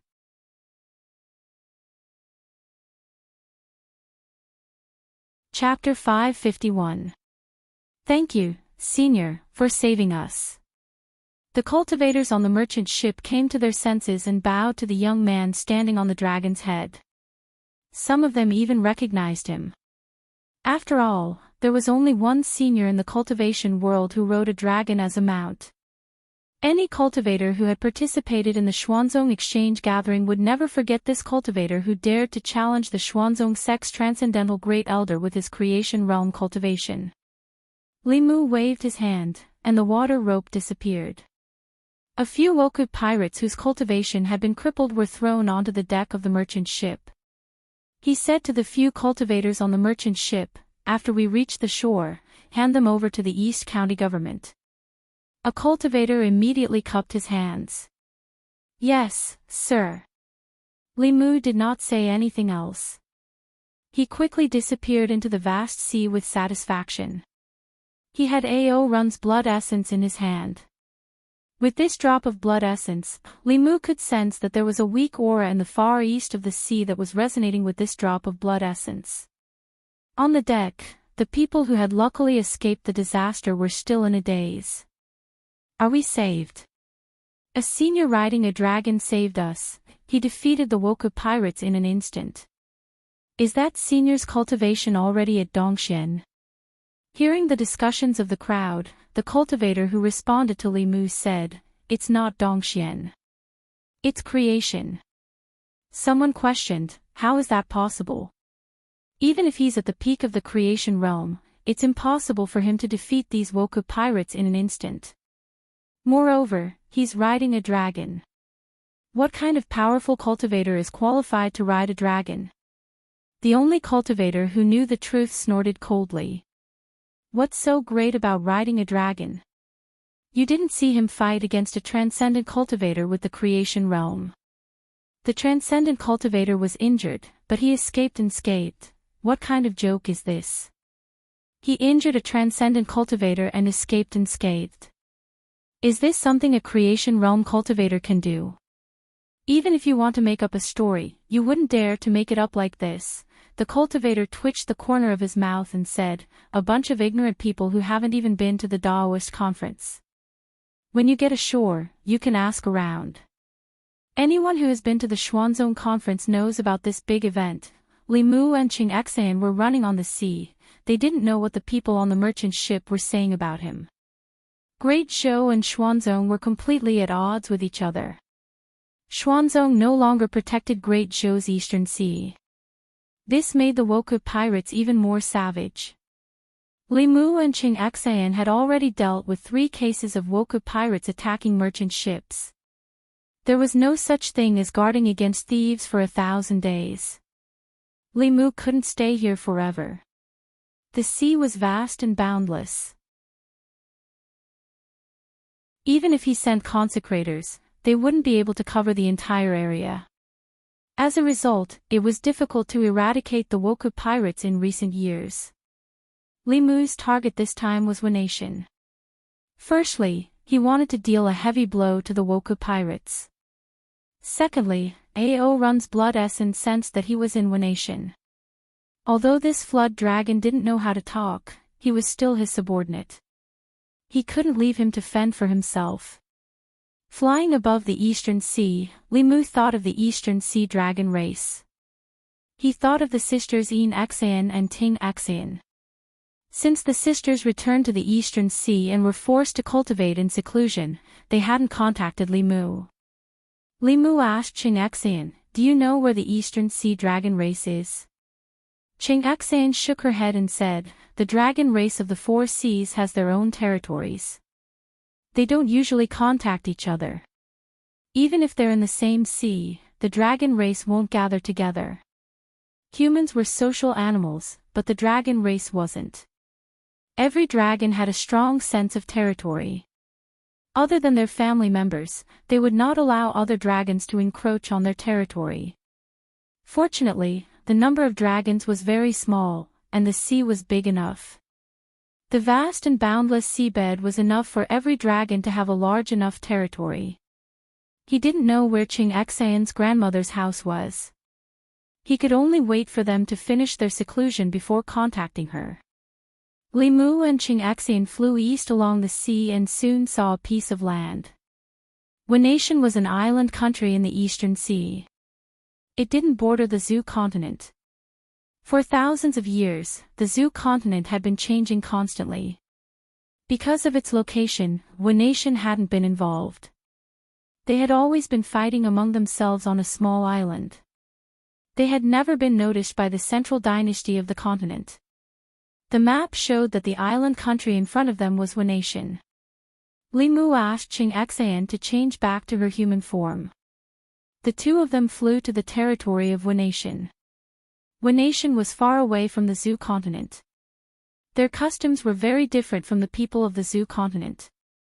They wore strange clothes and had strange hairstyles. Even their way of cultivation was very different from the orthodox way of the Zoo continent. Wenation cultivators were good at the way of ghost. They would often raise a ghost at the beginning of their cultivation. Then, they would use some kind of secret technique to connect the ghost with their soul. Usually, the ghost they raised would be stronger than them. This way, they could fight alongside the ghost when they fought. It sounded very similar to the system of the corpse sect. However, if the corpses refined by the disciples of the corpse sect were destroyed, the disciples of the corpse sect would not be affected. If the ghosts of the Wenation cultivators died, they would also suffer a great backlash. When Limu attacked the Wenation pirates for the first time, he searched the souls of several Wenation pirates and understood the situation in Wenation in detail. In Wenation, the Divine Palace was the highest authority. Almost all Wenation cultivators obeyed the orders of the Divine Palace. The pirates who plundered the resources of the merchant ships in the Eastern Sea were Wenation cultivators sent by the Divine Palace. Wenation lacked resources. They relied on robbing to satisfy the needs of the Divine Palace. The greatest enemies of the central dynasty of the Zoo continent had always been the realm of ghosts and the Demon Nation. The imperial court had never taken Wenation's petty actions seriously. Limu had already figured out the strength of the Divine Palace. Other than a palace lord of the 6th realm and a dozen 5th realm heavenly priests, there were no other strong cultivators. In Wenation, a group of palaces sat on top of a mountain covered in snow all year round. This was the Wenation's Divine Palace. It was the holy land in the hearts of Wenation's people and cultivators. At this moment, angry roars came from the underground of one of the palaces. "Damn it, let me go if you know what's good for you. Do you know who my master is? He's a devil who kills without batting an eye. When he comes, none of you will be able to escape. I'm telling you, if you anger him, you won't be able to rest in peace. He'll kill your souls and turn your corpses into zombies. You can wait for your deaths here." Ao Run's shoulder blades were locked, and he kept cursing.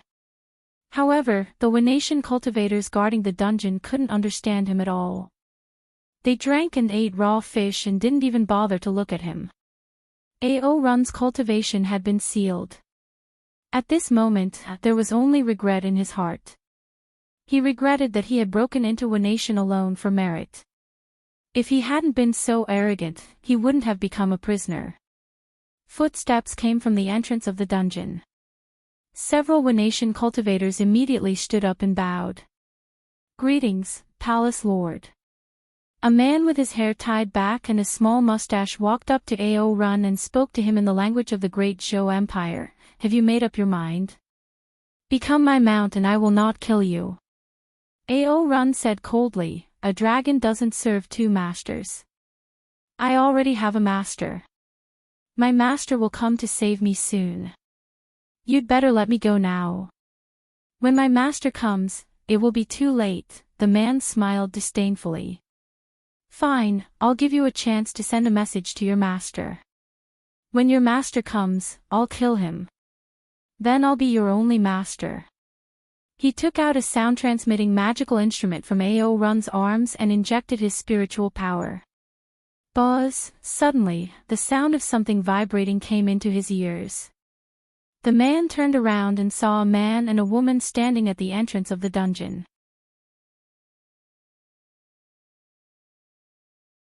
Chapter 552. Looking at the two figures in front of the underground palace, the palace master's pupils shrank. These two outsiders had come here silently without being discovered by the divine priests. Even the palace master did not notice anything. Ao Run's face showed surprise, and he shouted, "Master!" The palace master looked at Li Mu and found that he was only in the fifth realm. A sneer appeared on his face. He formed a seal with both hands, and a cloud of black gas came out of his body and turned into a giant dog with 3 heads. The 3 heads of the giant dog roared at Li Mu, and the body rushed toward Li Mu. The aura of this 3-headed dog was also in the 5th realm. Before Li Mu could make a move, Qing Xian went up with 2 pitchforks. The dragon clan was comparable to the 4th realm of the human clan when they were born. Qing Xian's cultivation was the same as Li Mu's. She had already reached the peak of the 5th realm. This 3-headed dog was no match for her at all. It was chased around by her, and in a short time, 2 of the 3 heads were cut off by her. Although the heads quickly regenerated, the aura of their bodies was obviously much weaker. Seeing this, a trace of anger appeared on the palace master's face. More black gas came out of his body, condensing into all kinds of ghosts, and rushed toward Qing Xian. At the same time, his own figure also disappeared. Li Mu felt something. With the Qingxian sword in hand, he moved sideways and collided with the blade of another sword. A violent wave of mana burst out in all directions. The underground palace collapsed, and 2 figures flew out from the ground. Li Mu was not afraid in the face of Dao Qingzi, who was in the 7th realm, let alone the palace master who was only in the early 6th realm. Call the wind and summon the rain. Buddhist incantation of 9 words. Demon-slaying protection spell. Li Mu didn't even use Fulu to suppress the palace master of the divine palace of Wenation. The palace master didn't even have a chance to fight back. At this time, several divine priests in the palace were also alarmed. They took out their magic weapons and summoned their natal ghosts to attack Li Mu. 2 figures rushed out of the ground. After being tortured for several days, Ao Run, who was full of anger, directly revealed his true form. His huge body swept across, and several palaces were crushed, causing countless people in the divine palace to flee in panic. Qing Xian and Ao Run were both members of the dragon race. Even when they were fighting against the heavenly officials who outnumbered them by several times, they were not at a disadvantage at all. On the other side, after the palace lord of the divine palace barely withstood nearly 100 thunderbolts, he was already in a sorry state. He no longer dared to underestimate the young man opposite him. He bit the tip of his tongue and swallowed a mouthful of blood essence. His lips trembled as if he was chanting some kind of spell. As his last syllable fell, a faint shadow flew out of his body. The shadow quickly solidified and turned into a giant snake with 8 heads, floating above his head. After the shadow flew out, the aura of the palace lord of the divine palace quickly weakened. In the end, he was only in the 5th realm. However, the pressure of this 8-headed snake was infinitely close to transcendence. No wonder the palace lord of the divine palace was so fearless. Without transcendence cultivation, there was really no way to deal with him. It was the first time Li Mu had seen such a strange way of cultivation. If the opponent was really in transcendence, he had no other choice but to ride Qingxian and run away. However, this snake was only a soul, and it had not reached transcendence. Li Mu put away the Qingxian sword and a whip appeared in his hand. The 8 heads of the giant snake opened their ghastly mouths and bit at Li Mu at the same time. Li Mu lashed out with the whip and whipped one of the tongues. The snake's head dimmed a little, and it actually spoke human language. It said in shock and anger, "Damn it, what kind of treasure is this? It can actually hurt me." Li Mu did not give the giant snake a chance. He formed a seal with one hand, and a small illusory sword appeared and circled around one of the snake's heads. The intellectual sword was unsheathed, and the snake's head was directly cut off. The snake roared and spat out black thunderbolts. These thunderbolts made Li Mu faintly feel a sense of danger. He covered his body with the law bell and continued to fight with the giant snake. Other supernatural powers could not hurt the snake. Only the god-beating whip and the intellectual sword in his hand could restrain the soul. With the law bell, the snake could not do anything to Li Mu. Instead, it was constantly weakened by Li Mu. In less than 15 minutes, 3 of the 8 snake heads were cut off. Li Mu did not intend to play with them anymore. He threw out a few Fulu cards, and the divine palace lord, whose cultivation was only at the 5th realm, was drowned in thunderbolts. When the thunderbolts dissipated, there was nothing left. Li Mu released the law bell, which suddenly expanded and covered the giant snake. Then, it quickly shrank. The giant snake scurried around in the bell, and its soul was compressed bit by bit. In the end, only a black soul ball was left. With the palace lord dead, the rest of the heavenly officials and members of the divine palace were in chaos. They wanted to escape, but a giant bell fell from the sky and trapped the entire divine palace. Everyone was like a turtle in a jar. They were extremely anxious, but there was nothing they could do. Li Mu clapped his hands and slowly descended. The strength of the Nation's cultivation world was not weak. It was very difficult to destroy the divine palace without sending out 7th realm cultivators. It was no wonder that the chaos of the Nation pirates had not been resolved after so long. Ao Run returned to his human form.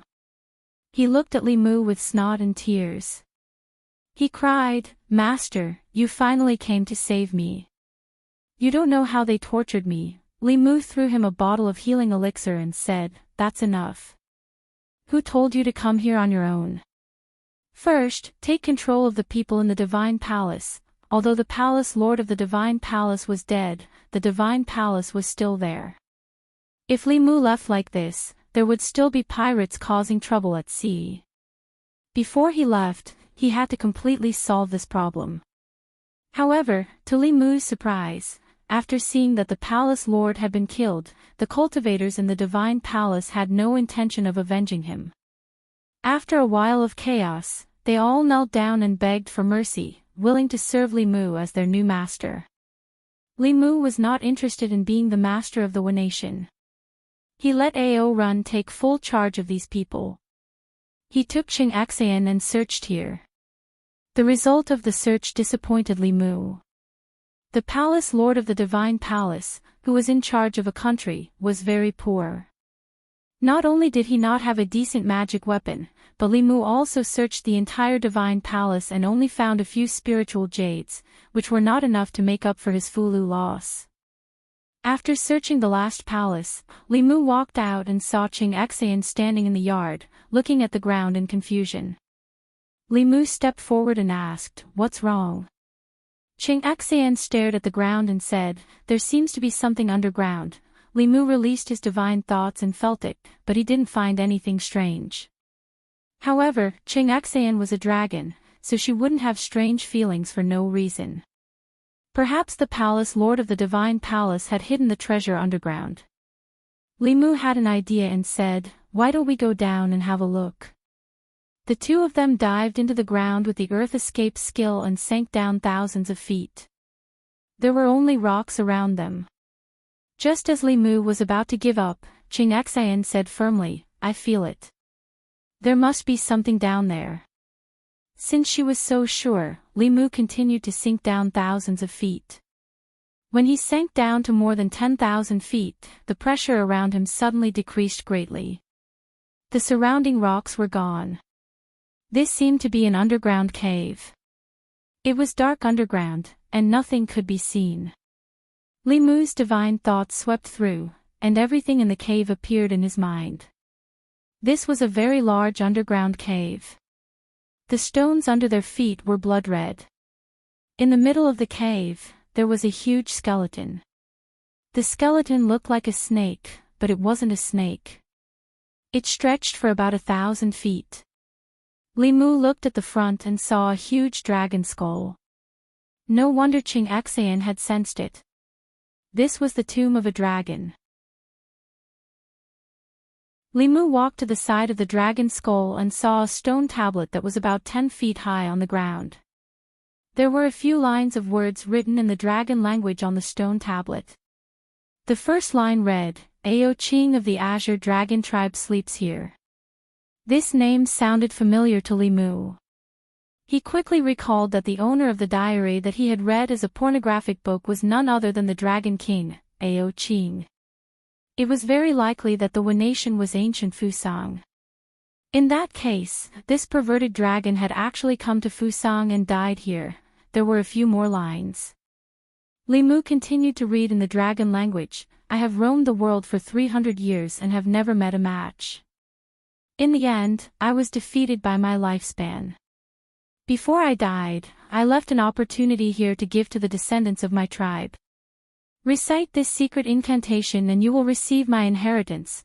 Dragon language was, after all, a foreign language to Li Mu. He needed to read it once before he could understand the meaning of a sentence. When he realized that he shouldn't be so reckless, he had already finished reading all the dragon language on the stone tablet. As the last syllable of the dragon language fell, a green light flashed in front of his eyes. The dragon bone emitted a dazzling green light. From the dragon's spine, a white liquid floated out and instantly entered Li Mu's body. Li Mu's eyes widened. Veins popped out on his forehead. He felt an extremely violent energy surging into his body, as if it was going to burst his body. Seeing more liquid floating out from the dragon's spine, Li Mu knew that his body would definitely not be able to withstand another drop. Li Mu was shocked. He gritted his teeth and said, "Satisfactory." The moment the liquid was about to enter Li Mu's body, a figure flew up and blocked in front of him. After the few drops of liquid entered Ching Xian's body, she also let out a painful cry. Her face was pale.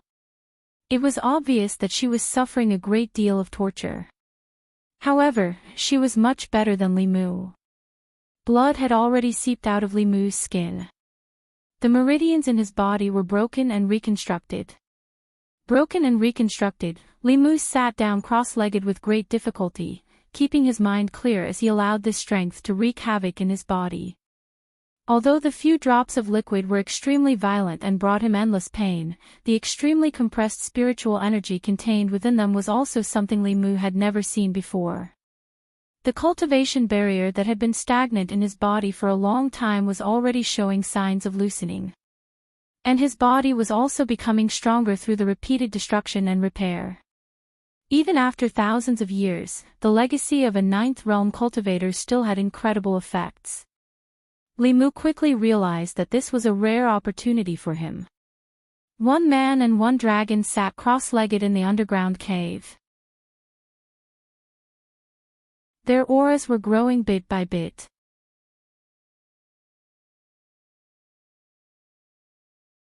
Chapter 553. Li Mu sat cross-legged in the dark underground cave. He deeply experienced what it meant to be happy and painful at the same time. His body was enduring tremendous torment. The meridians in his body were bursting from the massive amount of mana, then being repaired, then bursting again, then being repaired again. The cycle repeated over and over again. During this process, every time his body collapsed and reformed, he would become even stronger. Li Mu even guessed that his physical body had entered the 6th level before his mana. Compared to his physical body, the growth of his mana was slightly slower. However, he was already at the peak of the 5th level. It was very difficult for his mana to grow even a little bit. If this continued, Li Mu could very well be pushed to the Dongxian. He had already guessed that the legacy that Ao Qing left behind for his descendants was his dragon marrow essence. 8,000 years ago, he probably did not expect that a human would learn the dragon language and receive his legacy. Li Mu was glad that when Ao Qing left behind his legacy, he did not consider that his dragon marrow would be inherited by an outsider. With the body of a dragon, although it was painful to inherit the bone marrow of an ancestor, it was still bearable. However, Li Mu was different. If Qing Xian did not share some of the burden with him, his body would have exploded and only his immortal soul would be left. The mana in his body surged wave after wave. Li Mu focused and used the surges of mana to break through the bottleneck of the 5th level to the 6th level. Although the process was painful, it was worth it. The Dongxian. This was the level that Li Mu had been longing for. After an unknown period of time, Li Mu was already numb to the pain in his body. Even his consciousness became blurry. He only attacked the bottleneck mechanically. It was like there was a wall in front of him. Li Mu slammed into the wall again and again. After he was bounced off, he slammed into it again. Boom! Until one day, when he gathered enough magic power and once again slammed into the impenetrable wall, he was not bounced back. The high wall that had blocked him countless times suddenly collapsed. Li Mu opened his eyes. At the same time, Qing Xian, who was sitting opposite him, also opened her eyes. She looked the same as before, but the dragon horn on her head seemed to have become more transparent. Ao Qing's inheritance allowed the human and dragon to ascend to the 6th realm at the same time. Li Mu looked at Qing Xian, and Qing Xian also looked at Li Mu. Li Mu suddenly felt that this little female dragon had delicate features, and had an impulse to push her to the ground. As soon as this thought arose, Li Mu was shocked. Although he used to think that Qing Xian was delicate and pretty, he had never had any other thoughts about her, let alone this kind of lust. Could it be because of those few drops of dragon marrow?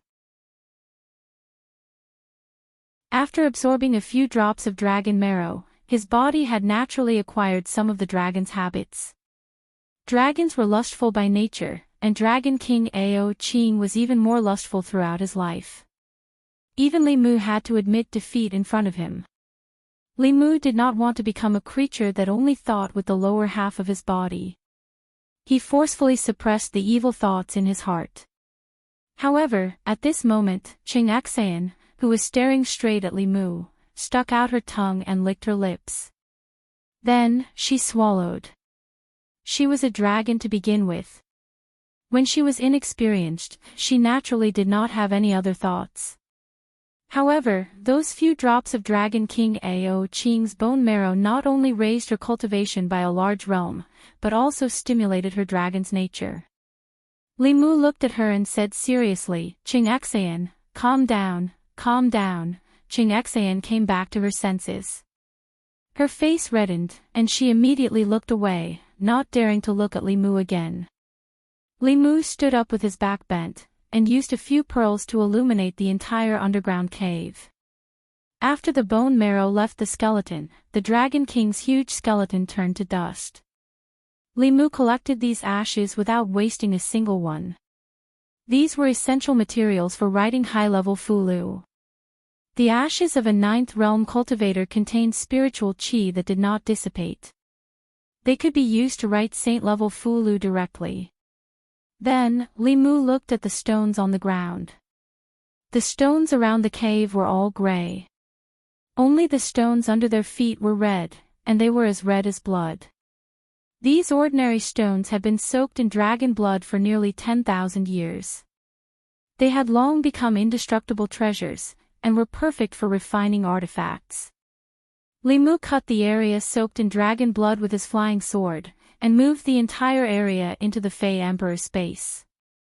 Then, his eyes looked elsewhere. This was the tomb that Ao Qing had prepared for herself. There were not many things in the tomb. Other than dragon bones and dragon blood stones, there were only a few artifacts left. On a platform at the end of the cave, there was a spear and a book. The book seemed to be made of the same material as the diary in Li Mu's hands. After nearly 10,000 years, it was still in good condition. Li Mu used a whirlwind technique to remove the dust on the book. He flipped to a page and saw the picture of a naked man and woman. Qing Xian, who had curiously looked over, immediately blushed. Li Mu walked to the side and said, "Children shouldn't look at it." He flipped through a few more pages and found that what was recorded in the book was a dual cultivation technique. Dragon King Ao Qing had cultivated the great Tao of dual cultivation. Li Mu put the book away.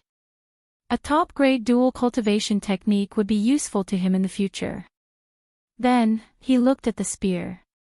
After 8,000 years, the spear had already lost its luster. It was as if it had lost all its spirituality. Something that Ao Qing had left here to be buried with her was definitely not an ordinary item. Li Mu reached out and grabbed the spear. For the first time, he did not pick it up. Then, he exerted a little force, grabbed the spear, and pulled it out of the ground. Rumble. As the spear left the ground in the cave suddenly shook. Rubble flew everywhere, as if resonating with Li Mu's aura. A dazzling green light was emitted from the spear in Li Mu's hand. A clang resounded throughout the cave. What a treasure! Li Mu's eyes lit up. The spear gave him the feeling that it far surpassed a heaven-grade treasure. Li Mu vaguely felt that this treasure had even surpassed the saint grade. He just didn't know which was more powerful, it or the Tao Bell. In the end, Li Mu could not bear to let the spear touch the Tao Bell. Although Ling could already exist independently of the bell, if something happened to the bell, he would not be able to explain it to his family. After putting away the spear, the underground cave was empty. Li Mu and Qing Xian returned to the surface. He had just entered the 6th realm and still had many things to do. With his 5th realm cultivation, he could only use the 7 words mantra. Li Mu's intuition told him that he could now completely master the 9 words mantra. Li Mu formed a seal with one hand and said in his heart, "Forward." His body disappeared on the spot, and Ao Run, who was standing not far away and watching the show, appeared where Li Mu was. Li Mu stood where Ao Run was and looked at the stunned Ao Run in front of him. He said in a low voice, "What a good shadow shift." He had never heard of this kind of magical power before. During a battle, if he switched places with his opponent after they used their magical power, wouldn't his opponent die under his own magical power? Of course, this technique had its limitations. When Li Mu used this technique again and switched places with Qing Xian, she did not appear where Li Mu was. Instead, she was slightly offset. It seemed that this technique was difficult to use accurately on opponents who were similar or stronger than him. Even so, in a head-on battle, this magical power would definitely give his opponent a headache. Then, Li Mu changed his hand seal again and said in a low voice, "Okay." He felt something and took a step forward. In the next moment, Li Mu floated above the East Sea and looked into the distance. The Wen had become a line. He took another step and appeared in the Divine Palace again. With his level 6 cultivation, even level 7 cultivators would not be able to catch up to him. Ao Run and Qing Xian stood behind Li Mu. They felt that this figure was even more unfathomable. Feeling the call of the sea, Li Mu took another step and disappeared again. This time, he jumped into the sea. He did not chant the water avoidance spell, nor did he use any Fulu Dharma treasures. In the past, Li Mu would feel a lot of obstacles in the water. Now, in the sea, he felt like he was home. Not only did his magical power not stagnate, but it also flowed more smoothly. After refining the few drops of dragon marrow, he clearly had the ability of the water tribe. In other words, he had inherited the ability of Dragon King Ao Qing. Li Mu seemed to have thought of something. He took out the heavenly book of the Dragon Clan and scanned it with his divine consciousness. This time, he did not encounter any obstacles and immediately appeared in a strange space. In the familiar fog, Li Mu sat cross-legged and chanted the mind-clearing spell skillfully. In Ao Qing's diary, he said that the heavenly book of the Dragon Clan contained a huge secret. Li Mu really wanted to know what the secret was. After chanting the mind-clearing spell countless times, Li Mu opened his eyes. The fog in front of him had disappeared. Giant beasts. He saw countless giant beasts again. These giant beasts emitted a terrifying aura and were wreaking havoc on the ground. Countless human cultivators were attacking them. Fulu, pills, and magical powers were all attacking the giant beasts. Among the giant beasts, there were golden, green, white, and black giant dragons roaming around, spitting dragon breaths at the human cultivators.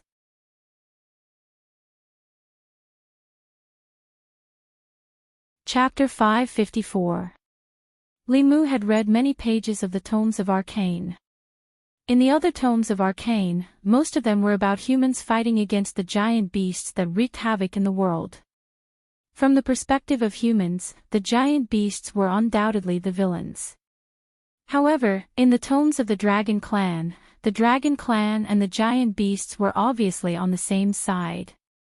They helped the giant beasts deal with the human cultivators, and countless human cultivators were killed by the Dragon Clan. According to the contents of those pages of the Tomes of Arcane, Li Mu already had some speculations about history. In ancient times or even longer ago, there were more than two races on the continent, humans and demons. At that time, the giant beasts were the overlords of the continent. Later, in the long battle, the giant beasts were defeated and disappeared in the long river of time. The human and demon races began to appear on the stage of history and had been developing and growing to this day. Li Mu had always found it strange. Whether it was humans or demons, when they were just born and had not been exposed to cultivation, they were very weak. Only the Dragon Clan was comparable to the fourth realm of the two races when they were born. Perhaps, the Dragon Clan and those giant beasts were the same type of existence. Li Mu did not know what happened later, but the giant beasts in the Tomes of Arcane had long disappeared in the current 10 continents and 3 islands. Only a small number of the Dragon Clan still existed, but they could only hide in the vast sea and could not touch the land. This was the great secret that Ao Qing mentioned in his diary. Once the contents of this Tomes of Arcane were leaked, the Dragon Clan would no longer be the divine beasts in people's hearts, but would be reduced to a class of demonic beasts. No matter how it was in the past, at least now, the Dragon Clan and the human race could be said to live in harmony and did not invade each other. Ao Qing sealed this Tomes of Arcane because he did not want this secret to be leaked. In today's world, perhaps only Li Mu and Qing Xayan, who had received his inheritance at the same time, could comprehend this Tomes of Arcane. Li Mu originally planned to let Qing Xayan try to comprehend it, but after reading the contents of the Tomes of Arcane, he changed his mind. This secret could easily cause conflict between the two races. He would teach her the magical power of the Dragon Clan in the Tomes of Arcane after he comprehended it himself. In a short while, Ao Run had already incorporated the entire Divine Palace. Although his strength was average, he was talkative and unlikable, he was still reliable in doing such chores. The Palace Lord of the Divine Palace was dead, but there were still many cultivators in Wenation. The resources here were scarce. If one wanted to develop, the simplest way was to plunder. That was why the pirates had developed. If Li Mu left, the Divine Palace would have a new palace lord sooner or later, and the problem of pirates would still exist. Li Mu's goal was to control the Divine Palace and thus the neon cultivators. He had ordered the priests to hand over their soul blood to Ao Run. From now on, Ao Run could live in Wenation with his wives and concubines for a long time. While living a carefree life, he could also watch over the Great Zhou. Although Li Mu was the one who caught Qing Xian for the Empress was always in the Immortals' capital and did not go out. So most of the time, it was still Li Mu who rode her. Now that Li Mu's cultivation had entered the 6th level and he had grasped the ability to shrink the earth into an inch, he naturally didn't need any mounts. Ao Run was very excited when he heard this. He said uncertainly, "Master, you really want me to stay here?" Li Mu said lightly, "You watch over this place for me. If there are more neon pirates on the East Sea in the future, you will guard the South Lake alone." Ao Run patted his chest and promised, "Master, don't worry. If anyone dares to be a pirate here, I will cut off his head." Li Mu said, "Okay, rest for a day. Tomorrow, we will return to the Great Zhou." The priests tried their best to please the new master of the Divine Palace. Not only did they arrange a grand banquet, but the dancers at the banquet were all dressed scantily and danced boldly. The neon women were indeed more open-minded than the traditional women in the Great Zhou. More importantly, after his cultivation had improved, Li Mu found that his resistance to certain kinds of temptation had decreased a lot. It seemed that he still needed some time to completely get rid of Ao Qing's influence. Early the next morning, Li Mu set off on his journey back. Ao Run also followed him. After returning to the East County, he would take his wives and concubines to Neon and guard there. When Li Mu returned to Chengdu, Lu Hanyan and Li Qing had already returned to Mount Baiyun. Wan Wan was also taken by her. Only Xiao Bai stayed at home to wait for Li Mu. Xian Jizi and Jadesen's dual cultivation ceremony was about to be held at Mount Baiyun. One of them was the head of Fulu School, while the other was an elder of the Danding sect. Becoming Dao companions was a major event for the entire Dao sect. Fulu School had already sent out invitations to invite fellow Daoists in the cultivation world to participate in this ceremony. For a large sect like this, even if it was just the union of ordinary elders, there would be a deeper meaning behind it. What's more, the head of a sect and the elder of a sect were two 7th realm cultivators. This undoubtedly meant that from now on, Fulu School and the Danding sect would become an inseparable alliance. Previously, there was the falling out between Fulu School and Xuanzong.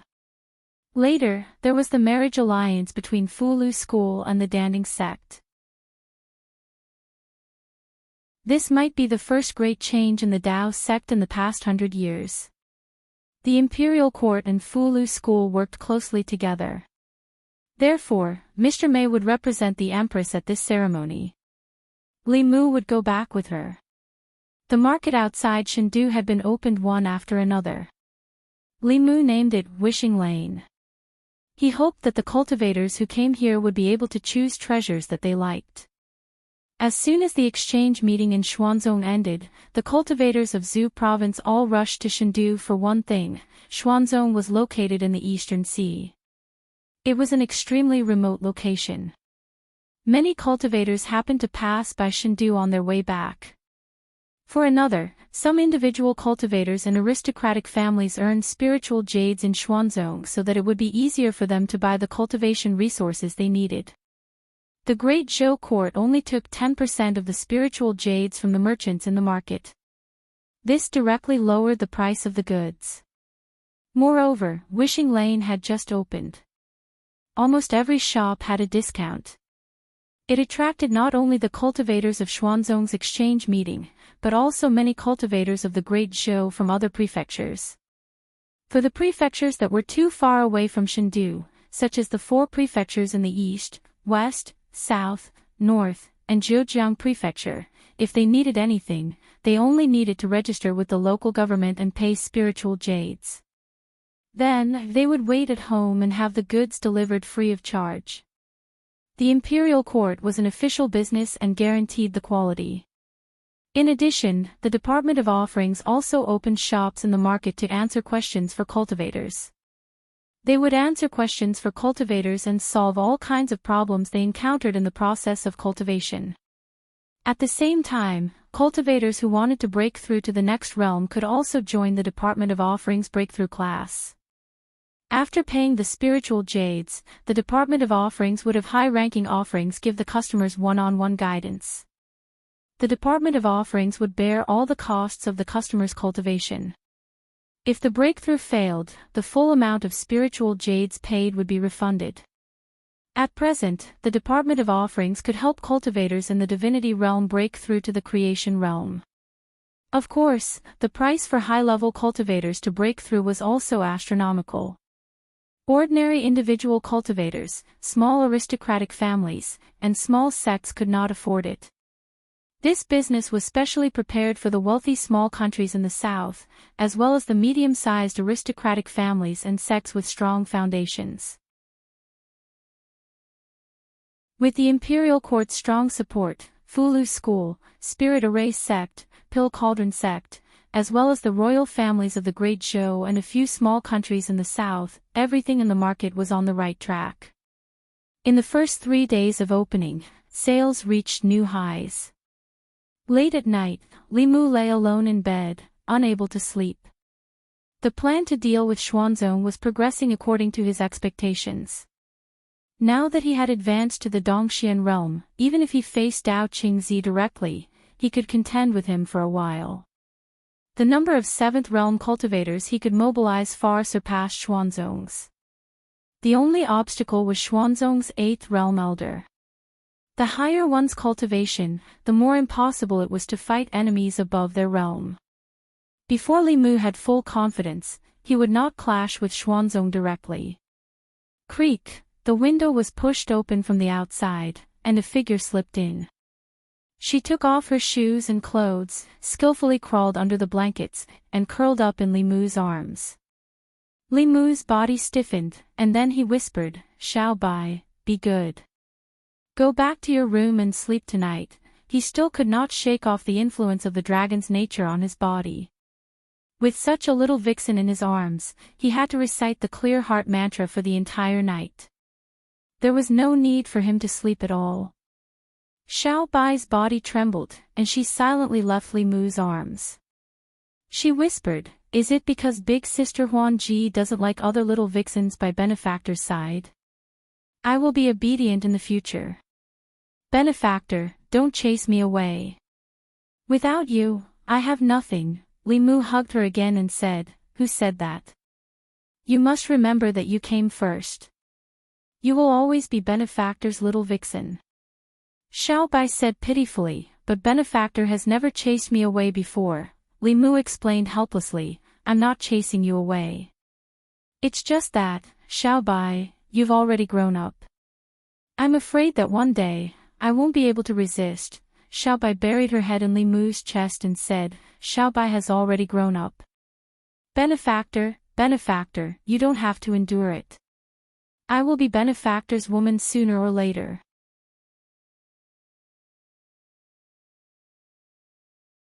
Chapter 555. Li Mu had always thought that Xiao Bai was a naive fox, but she actually knew everything. However, she never fought or snatched. When Li Mu needed her, she was always by his side. When Li Mu didn't need her, she would silently leave.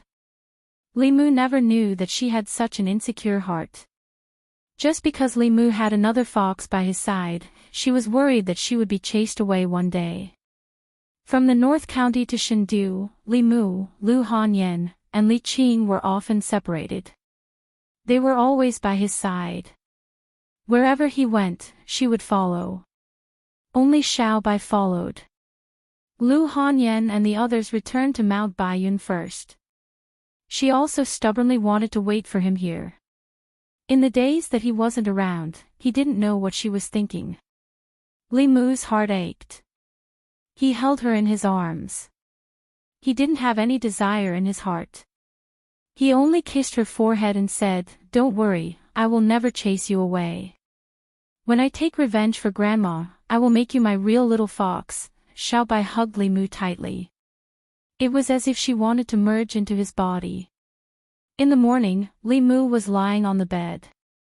Xiaobai's fragrance was still in the quilt. It was said that foxes had a smell. Fantasy Princess and Xiaobai were each more fragrant than the other. When he slept with them, Li Mu was always too lazy to get up. Someone walked in from outside and stood by the bed for a while. He handed a wet towel over. Li Mu took it and wiped his face. Only then did he realize that he didn't feel the aura of the person beside him. He immediately opened his eyes and looked to the side. Seeing the Empress standing by the bed, Li Mu's expression was a bit awkward. He said, "Your Majesty, good morning." Zhou glanced at him and said, "What morning? It's already so late. You're still sleeping. You want me to cultivate diligently, but you're so lazy." Li Mu defended himself and said, "Didn't I just reach the 6th realm? I need to relax occasionally." Then, he said embarrassedly, "Your Majesty, why don't you leave for a while? I'll put on my clothes first." Zhou pursed her lips and said, "What's there to leave for? I've seen everything." She didn't care. Li Mu, of course, didn't avoid her. He put on his clothes in front of her. The Empress only blushed slightly, but Qing Xian's face was blushing. Li Mu felt that she was a bit different after she broke through. To be exact, Li Mu himself had also changed a little, especially the feeling he had for Qing Xian. In the past, he didn't think there was anything good about Qing Xian. But recently, no matter how he looked at her, he felt that she had delicate features. Could it be because they had the same thing flowing in their bodies? Li Mu looked and looked. Suddenly, he felt the temperature around him drop. He was shocked and realized that he had made a big mistake. He was looking at another female dragon in front of the Empress. Didn't that mean that Qing Xian was more charming than her? Li Mu immediately looked away, but it was too late. Zhou waved her sleeve and said, "Return to the palace." Then, she and Qing Xian disappeared in front of Li Mu's eyes. Xiaobai stood at the door. She blinked innocently at Li Mu and said, "Sister Zhou is angry." Li Mu sighed and said, "I know." The Empress was the most narrow-minded of them all, and she was also the one who got jealous the most easily. The relationship between the two of them was clearly not set in stone yet, but it was even easier for her to get jealous than Lu Hanyan. What was even worse was that every time Li Mu wanted to push their relationship further, she would instead become a coward, leaving Li Mu at a loss of what to do. Li Mu decided to take the lead for once. He thought for a while and said to Xiaobai, "Pack up. We're going back to Mount Baiyun." Xiaobai was stunned and asked, "Aren't you going to coax Sister Zhou?" Li Mu shook his head and said, "We'll talk about it when we get back."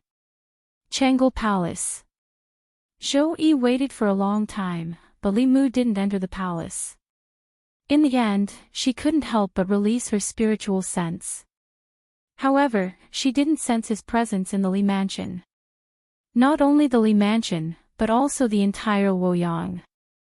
She returned to the Li mansion and asked a rabid demon servant, "Where's Li Mu?" The rabid demon servant said, "Master went to Mount Baiyun to attend the ceremony." Zhou returned to Chang'an Palace. She stomped her feet angrily and said in a low voice, "Bastard, do you still have me in your heart?" Thinking of this, she started to worry again. Although in Li Mu's dreams, she often saw the two of them holding hands as they strolled around the fairy's capital, but some things were not said face to face, so it was still a little lacking. Could it be that every time Li Mu took the initiative, her avoidance and dodging made him sad and disappointed? Zhou paced around the hall, her expression alternating between joy and worry. Until Mr. May came in to ask what kind of congratulatory gift the imperial court should give for the Fulu School's master's dual cultivation ceremony. She was preparing to leave tomorrow. Zhou thought for a moment and suddenly had an idea. The next day, the Empress' personal maid, Sheng Wanli, announced that the Empress would be in seclusion for a few days. The morning court was temporarily cancelled. Mount Baiyun. As the ancestral court of Fulu School, Mount Baiyun was usually very quiet. However, it was very lively recently. The mountain gates were opened wide to welcome the guests who came to the ancestral court to congratulate them. The master's dual cultivation ceremony with the Pill Cauldron Sect's 7th Realm Elder was a rare event for both Fulu School and the Pill Cauldron Sect. 3 days ago, the Pill Cauldron Sect's master and a Grand Supreme Elder came to Fulu School. What was surprising was that the Spirit Array sect also sent 2 Grand Supreme Elders to attend the ceremony. 2 of the 3 7th Realm cultivators in the sect came. Only the sect master was guarding the mountain gate. One had to know that the South sect and the North sect, which were also part of the 6 Daoist sects, only sent a 6th realm first seat. As for Xuanzong, although he had a fierce conflict with Fulu School some time ago, he still sent a 6th realm first seat to congratulate them. For one sect's master's dual cultivation ceremony, the other sect had to send at least a 6th realm cultivator to meet the most basic etiquette. For the Pill Cauldron sect and the Spirit Array sect to send 2 7th realm cultivators, it was already an extremely high standard of etiquette. It represented the greatest importance they had for Fulu School. It wasn't strange for the Pill Cauldron sect to send such a lineup. After all, it was a major event for both sections. The fact that the Spirit Array sect also sent a Grand Supreme Elder made everyone even more confused. Among the 6 Daoist sects, when did the Fulu School and the Spirit Array sect become so close? On a certain peak of Mount Baiyun, Li Mu, who had returned to the sect early, brought Li Qing and Han Zhe to catch up with each other. Han Zhe looked at Li Mu and Li Qing holding hands and said with a sigh, "You and junior sister Li have finally come to fruition. Even the sect master has found a Dao companion. When can I be like you too?" Junior sister Qin gritted her teeth. Li Mu smiled at Han Zhe and said, "Don't be anxious. Fate will eventually meet." A few more streaks of light streaked across the sky. Over the past few days, countless cultivators had come to Mount Baiyun to congratulate them. Countless people flew around in the sky every day. However, this time, the group of people flying across the sky attracted everyone's attention. What a powerful demon qi. This aura, they're probably 7th realm Xian demons, 2 7th realm Xian demons. What are they doing here? They're probably Yao Nation cultivators. Could it be that they're also here to congratulate Fulu School? Since when did Fulu School have so much face? I heard that the Yao Nation doesn't give any face to the Daoist sects at all. There's a stone tablet erected at the city gate of Thousand Fox Nation that says Xuanzong disciples and dogs are not allowed to enter. To think that such powerful cultivators would come to attend Fulu School's ceremony, the cultivators discussed animatedly. Li Mu's face was full of shock. He sensed the auras of 10,000 Illusions Lord, Blue Wolf King, and Phantom Princess in that group. He only mentioned it to Phantom Princess. He didn't expect her to come here with such fanfare. One had to know that Lu Hanyan and Li Qing were also in ancestral court. Was she going to serve tea to her 2 sisters? Before Li Mu could come back to his senses, an even greater uproar came from the peaks of Mount Baiyun. A huge white dragon appeared in the distant sky. Behind the dragon was a dragon boat. On the dragon boat was a huge flag fluttering in the wind with the word Zhou written on it.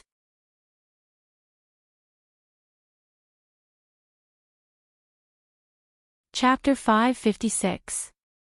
Mount Baiyun.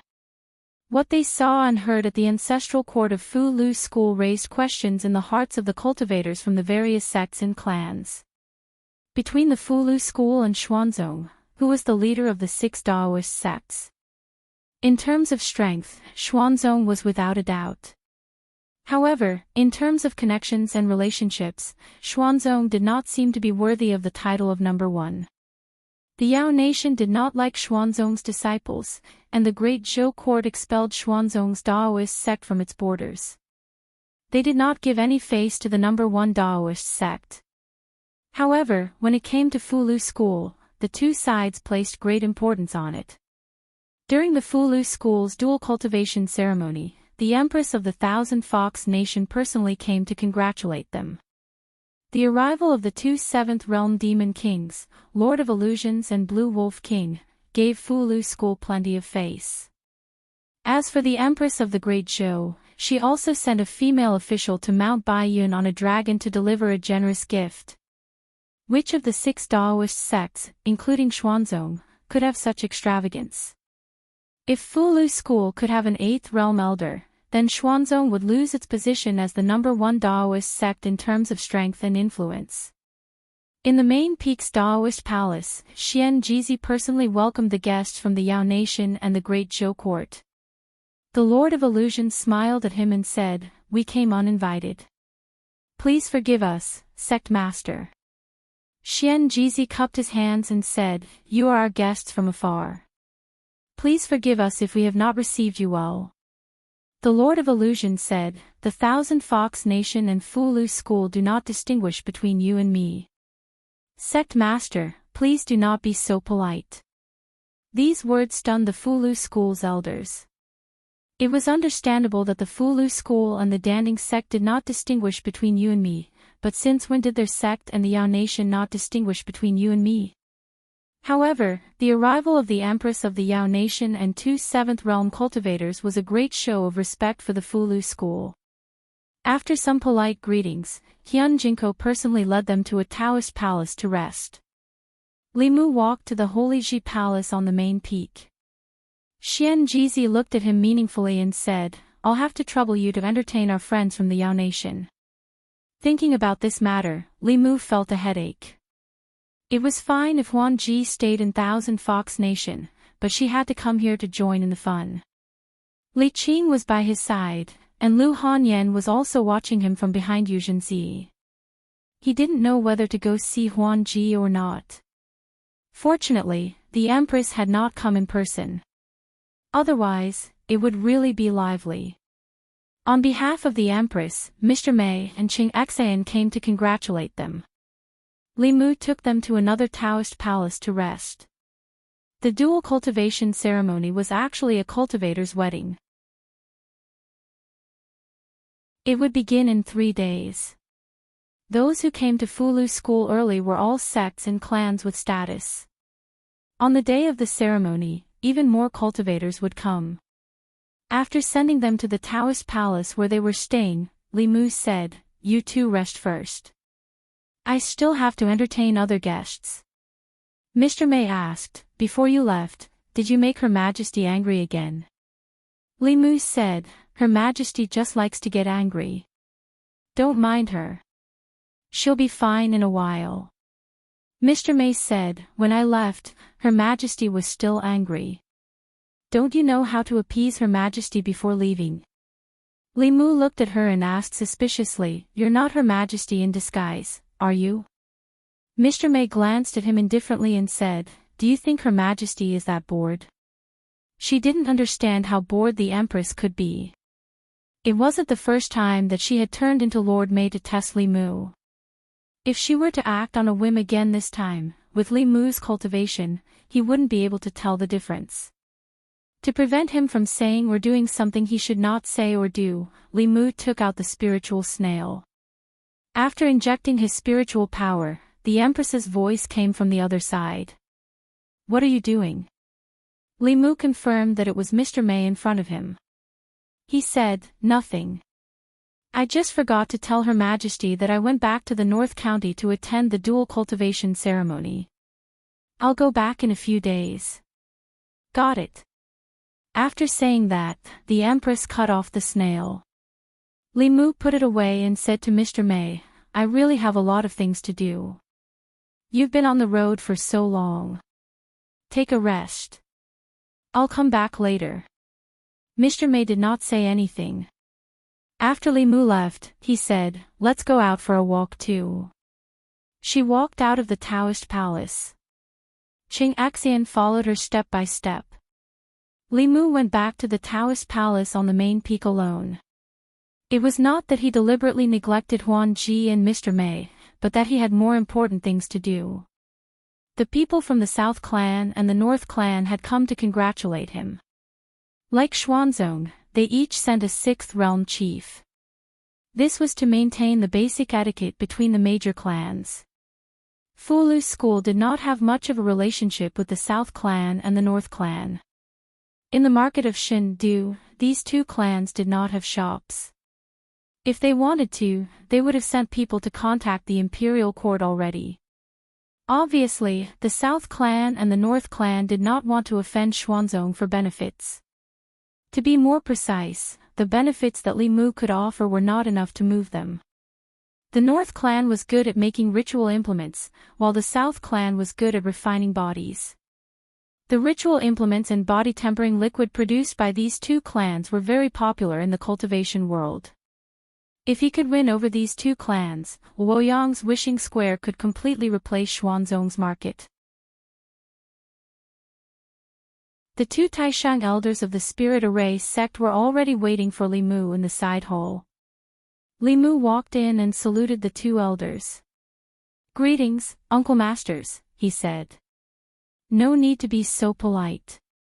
A red-faced old man waved his hand at Li Mu and said, if it wasn't for Marshal Nephew's evil-suppressing pill, I would have already killed myself. Now, I can live on for more than 10 years. I still haven't thanked Marshal Nephew. Li Mu smiled and said, you're too polite, Uncle Masters. This is what we should do. After exchanging a few pleasantries, the red-faced old man finally cut to the chase. He stretched out his hand and a simple page appeared in front of him. He slowly said, I'll have to ask Marshal Nephew to help me decipher this page of the Heavenly Book of the Spirit Array sect. Li Mu had already helped the Danding sect decipher the entire Heavenly Book. Because of what happened last time, the Spirit Array sect stood with them. Li Mu never mistreated his allies. The Taishang elder personally went to the Spirit Array sect and told them that he had the heart of 7 orifices and could decipher the Heavenly Book. The inheritances of the 6 sects originated from the contents of the Heavenly Book. The Spirit Array sect knew very well what it meant to completely decipher the Heavenly Book. Of course, they wouldn't let go of this opportunity to make their sect prosper. This time, they sent 2 Taishang elders. Other than congratulating the Fulu school, they also had the important task of asking Li Mu to decipher the Heavenly Book.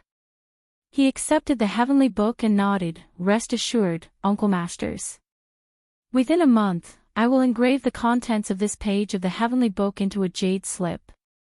At that time, you can send someone to retrieve it. After accepting the Heavenly Book, he left the side hall.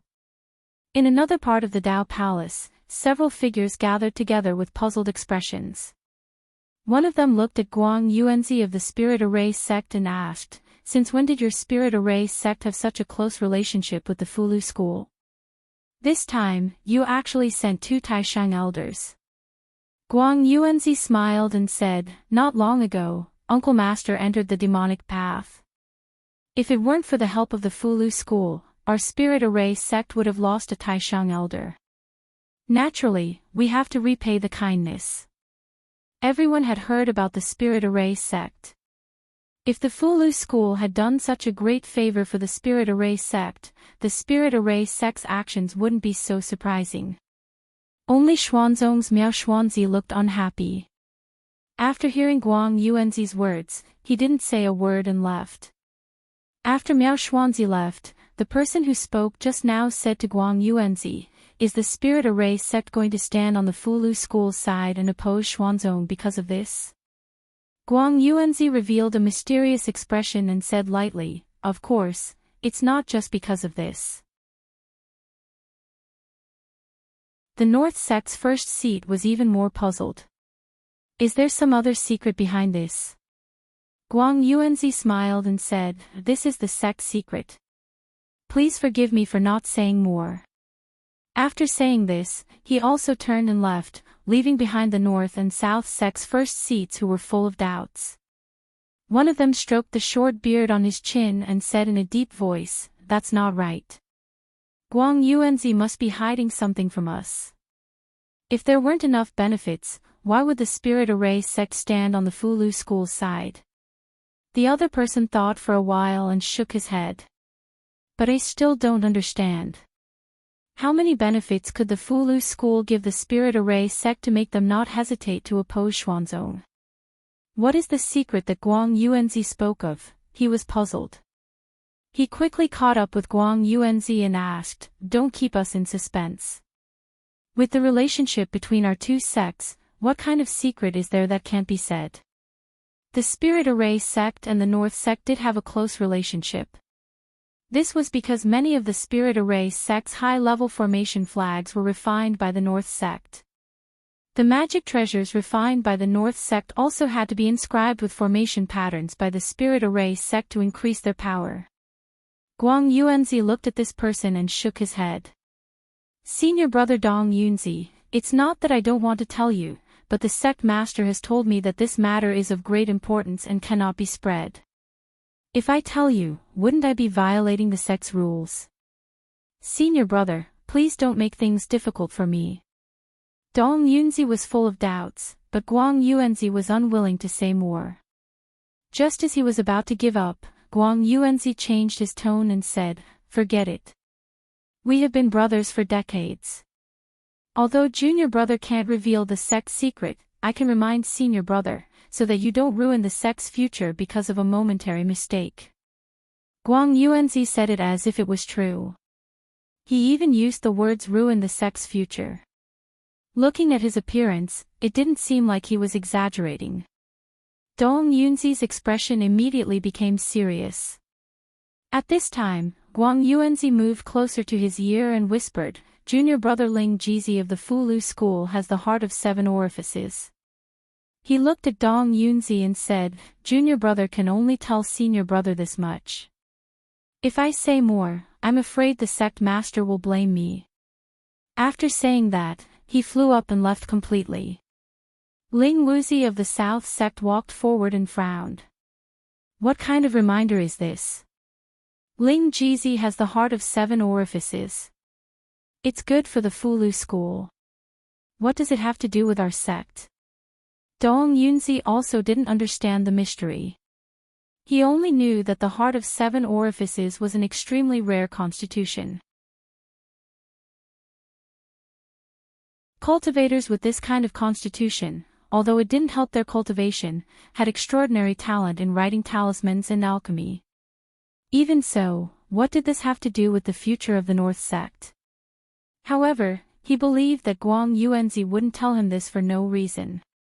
After hesitating for a while, he immediately used a magic tool to send a message to the sect master. At the same time, Ling Wuzi also sent the news back to the South sect. North sect. The sect master of the North sect paced in the Dao Palace and muttered, heart of 7 orifices. The Fulu school has really picked up a treasure. It said that people with this kind of constitution can multitask. The success rate of writing talismans is several times higher than people with other constitutions. No wonder they have written so many saint-level Fulu books in the past 2 years. It should have something to do with Ling Jizi.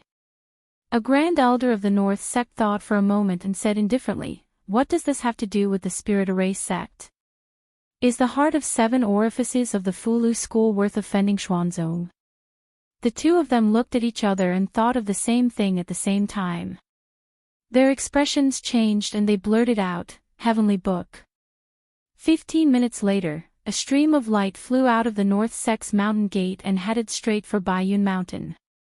South sect. After Ling Wuzi's news was sent back, a few cries of surprise came from the Dao Palace on an inverted mountain peak. Heart of 7 orifices. Grandmaster once said that people with this kind of constitution must be recruited into the sect at all costs. The most important use of the Heart of 7 orifices is not talisman writing or alchemy, but to decipher the heavenly book. No wonder the Pill Cauldron sect and the Spirit Array sect are so anxious to tie themselves to the Fulu school. They must have benefited greatly from it.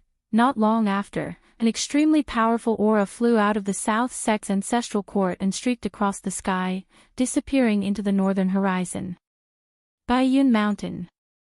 After the Spirit Array sect, the South sect and the North sect each sent a Grand Elder to the Fulu school's dual cultivation ceremony. In this way, other than Xuanzong, the other 4 sects of the Dao sect had given the Fulu school enough face. This made the cultivators who did not know the situation suspect that the position of the leader of the Dao sect had been transferred from Xuanzong to the Fulu school. Li Mu immediately sensed the auras of the 2 7th realm cultivators. This meant that he had used Guanjuanzi as bait, and the fish he wanted to catch had already taken the bait. Although the 6 Dao sects were nominally led by Xuanzong, which little brother did not want to be the big brother. If the heavenly books of the Fulu school, the Pill Cauldron sect, and the Spirit Array sect were completely deciphered, perhaps Xuanzong, who had an 8th realm cultivator, could continue its glory for a few more decades before that cultivator's lifespan ran out. However, the South sect and the North sect would soon be pulled apart by these 3 sects, and would be left further and further behind.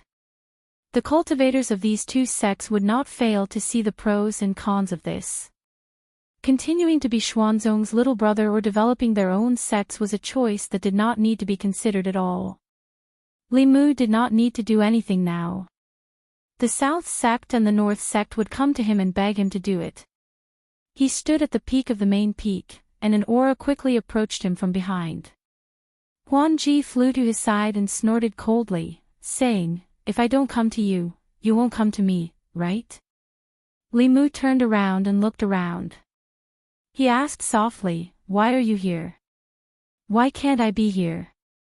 Huan Ji glared at him and asked, "You are my man, so your senior brother is my senior brother. Or are you trying to deny it after putting on your clothes?" Li Mu said helplessly, "I didn't." Huan Ji finally smiled and jumped into Li Mu's arms. She said, "I missed you." This was the main peak, and there were many people here.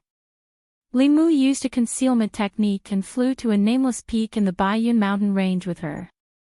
Huan Ji looked around and said with a red face, "You bad guy, don't tell me you want to." Li Mu looked at the soft grass under his feet and was stunned for a moment.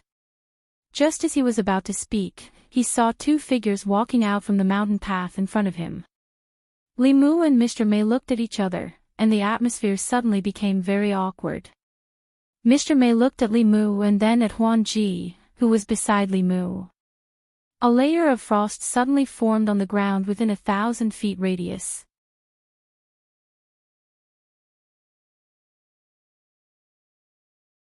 Chapter 557. Huan Ji didn't understand. She looked at Mr. May and frowned. "Why are you here again?" Li Mu looked at Mr. May and Qing Xan, then looked at the frost on the ground. After a moment of silence, he said to Huan Ji, "You go back first. I'll find you later." Huan Ji said unhappily, "Why?" "I just found you," Li Mu said, "Be a good girl." After a moment of silence, Huan Ji said, "Okay, I'll wait for you in the room." She glanced at Mr. May and Qing Xan, then flew to the Taoist palace on the main peak alone. Li Mu walked to Mr. May and sighed. "Your Majesty, what are you?" He had confirmed it with the conch. If the one standing in front of him was the Empress, then who was on the other side of the conch? Did she predict his prediction and make preparations in advance? Mr. May's face was full of frost, and his tone was calm. He asked, "When did you start?" Qing Xan stood behind her and also looked at Li Mu with dissatisfaction. This was the biggest shame in Li Mu's life. He didn't want to talk about it, but since the Empress had seen the result, there was no need to hide the process from her. So Li Mu told her the truth and briefly what happened that night. Zhou Yi was so angry that her chest heaved up and down. She said angrily, "Did you forget what I told you? I told you again and again to be careful of that fox, but you were enchanted by her. You didn't take my words to heart. Do you want to anger Xiaobai to death?" Cheng Xian's chest bulged. She agreed, yes. Li Mu looked at her. She immediately hid behind the Empress. She was the one who was angry, but she always used other people's names. Li Mu said in a low voice, "Xiaobai already knows. She's not angry." Zhou Yi pointed at Li Mu and said angrily, "You." She waved her sleeves and said coldly, "Let's go." Then she and Cheng Xian disappeared in front of Li Mu at the same time. Li Mu didn't chase after them immediately. He lay on the grass with a blade of grass in his mouth and looked up at the blue sky. He wondered if he should make his relationship with the Empress clear. One played dumb, and the other didn't say anything.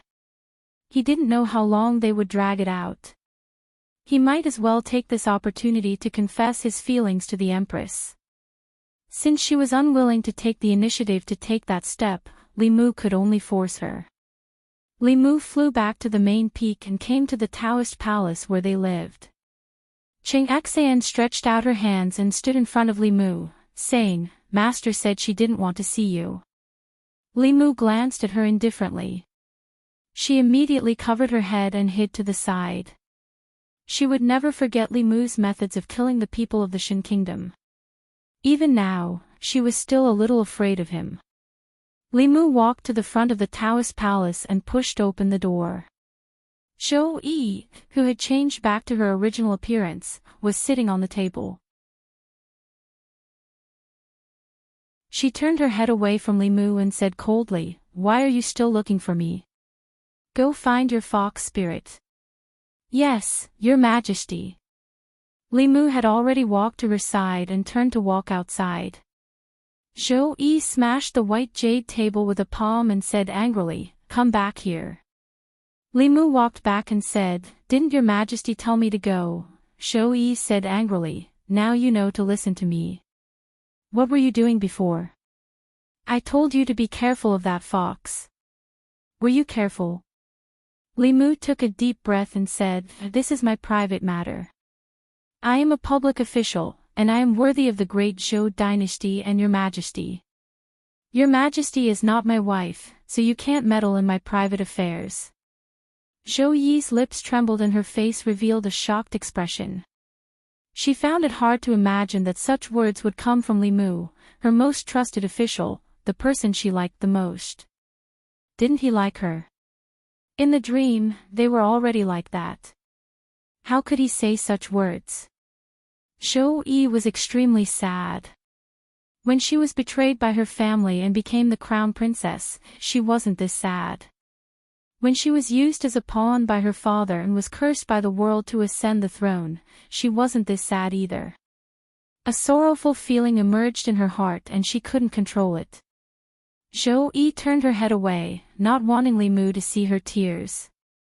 She did her best to calm herself down and said lightly, "Go and be the Empress of the Yao Kingdom. I don't want to see you again."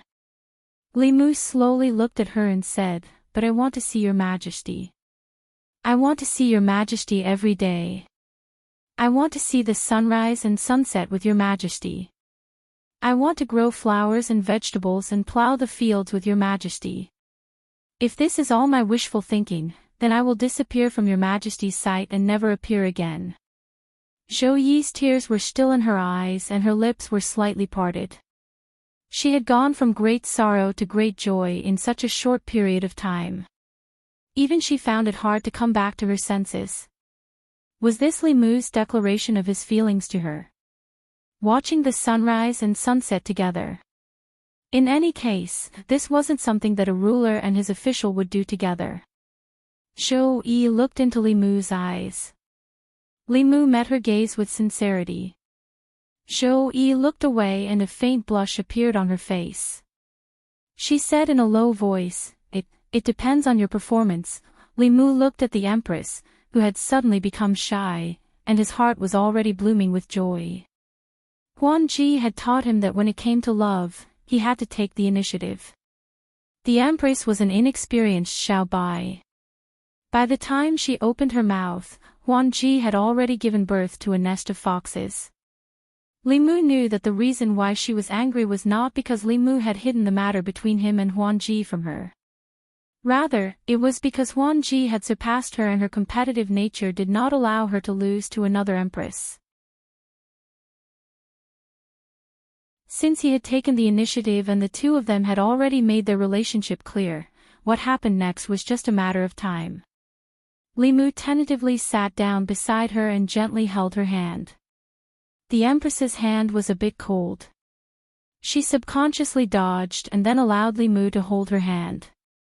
Their fingers intertwined, and the hall was so quiet that only the sound of each other's heartbeats could be heard. Zhou Yi lowered her head. Li Mu looked at her and felt that the Empress at this moment was exceptionally moving. The blushing Empress exuded a unique charm that made Li Mu unable to take his eyes off her.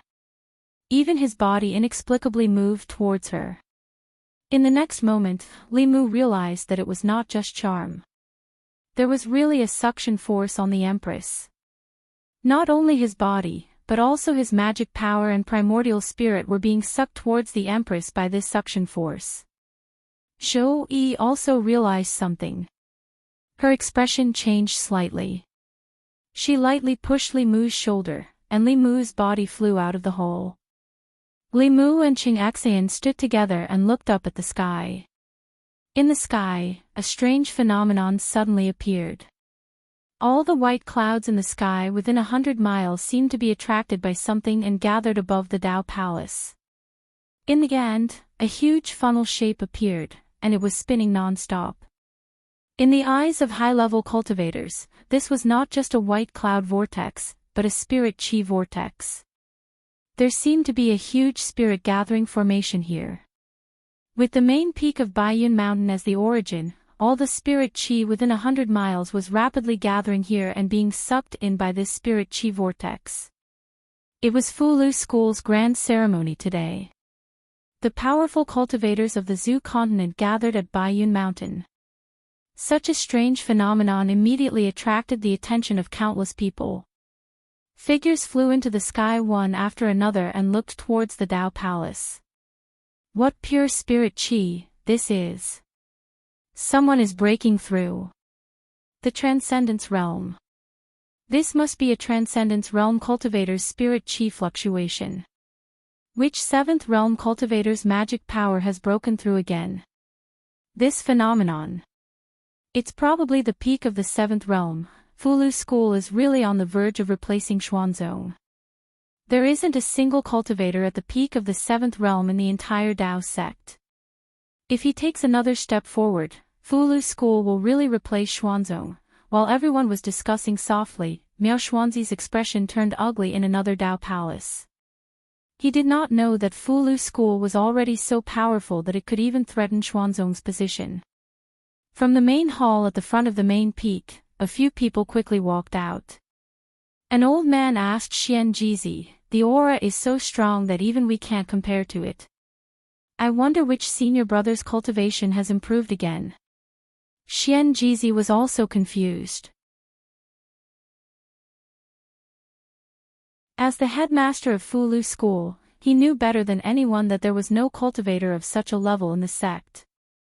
Countless people flew towards that direction. When they wanted to get closer to take a look, a huge bell fell from the sky and completely isolated the area. At the same time, Xian Jizi also received Li Mu's telepathic message. "I'm here. Senior brother, don't worry." Xian Jizi looked at the North and South Sect Taishang elders and said with a smile, "Uncle Masters, let's talk about the interpretation of the Heavenly Book." The two old men looked at the spiritual chi vortex and only felt that Xian Jizi's smile was even more mysterious. Fulu School had changed too much in the past few years. Was it all because of the Heart of 7 Orifices? After coming to Mount Baiyun, what they saw and heard strengthened their belief in interpreting the Heavenly Book. The North Sect Taishang elder laughed dryly and said, "To be honest, I came this time not only to congratulate you on finding a good partner, but also to ask junior brother Ling Jizi to help interpret the Heavenly Book of North Sect." Xian Jizi sneered in his heart, but the expression on his face was still kind. He said, "It's true that junior brother has the heart of 7 orifices, but Uncle Masters don't know that Fulu's school has decided that he will be the next head of the school. And from now on, I have handed over all the internal affairs of the school to him. If Uncle Masters want him to help interpret the Heavenly Book, I'm afraid you'll have to discuss it with him face to face." The South Sect Taishang elder Taoist priest said, "I wonder where junior brother Ling Jizi is now. Let's go find him now." Xian Jizi smiled and said, "It's a little inconvenient for junior brother now. However, Uncle Masters also know that junior brother and Xuanzong have an irreconcilable enmity. South Sect and North Sect are too close with Xuanzong. I'm afraid he may not agree to your request." The North Sect Taishang elder waved his hand and said, "Rumors, pure rumors. To tell you the truth, North Sect also can't stand Xuanzong's disregard for the relationship between fellow disciples and bully others. Naturally, we won't be too close with Xuanzong." The South Sect Taishang elder continued, "Xuanzong is disloyal to his fellow disciples. Of course, we'll stand with Fulu School." Before the 2 Taishang elders came to Fulu School, they had a careful discussion with the higher-ups of the school. They had to make a choice between offending Xuanzong or seeking the development of the school. Xuanzong was still the leader of Taoism, but their decline was a foregone conclusion. These days, the things that happened to Xuanzong were obvious to everyone. Once Elder Tianjizi's lifespan came to an end, Xuanzong would become mediocre among the 6 sections. Whether South Sect and North Sect would become mediocre with them, or rise with Fulu School, Danning Sect, and Lingji Sect, there was no need to think too much about it. After saying so much, they still didn't get to the point. Xian Jizi could only hint, junior brother Ling Jizi has built a market in Great Zhou Shindu. Our Fulu, Danning Sect, and Ling Ji Sect all have a market in it. The market in Great Zhou Shindu was built to compete with Xuanzong. This was no secret. Once the North and South sects, like Danning Sect and Ling Ji Sect, set up shop in that market, it was the same as clearly standing opposite of Xuanzong. Moreover, when other than Xuanzong, the other 5 sects moved their shops to Great Zhou Shindu due to the geographical and price advantage, Xuanzong's market would be completely destroyed. This was the same as cutting off Xuanzong's greatest source of cultivation resources. It would affect the cultivation of the disciples. Wouldn't Xuanzong hate them to death? Clearly, Xian Jizi was letting them make a choice. They could only choose between Fulu School and Xuanzong. Other than being powerful, Xuanzong couldn't bring them any direct benefits. However, Fulu School was different. They could usher in a period of flourishing development for the South and North sects.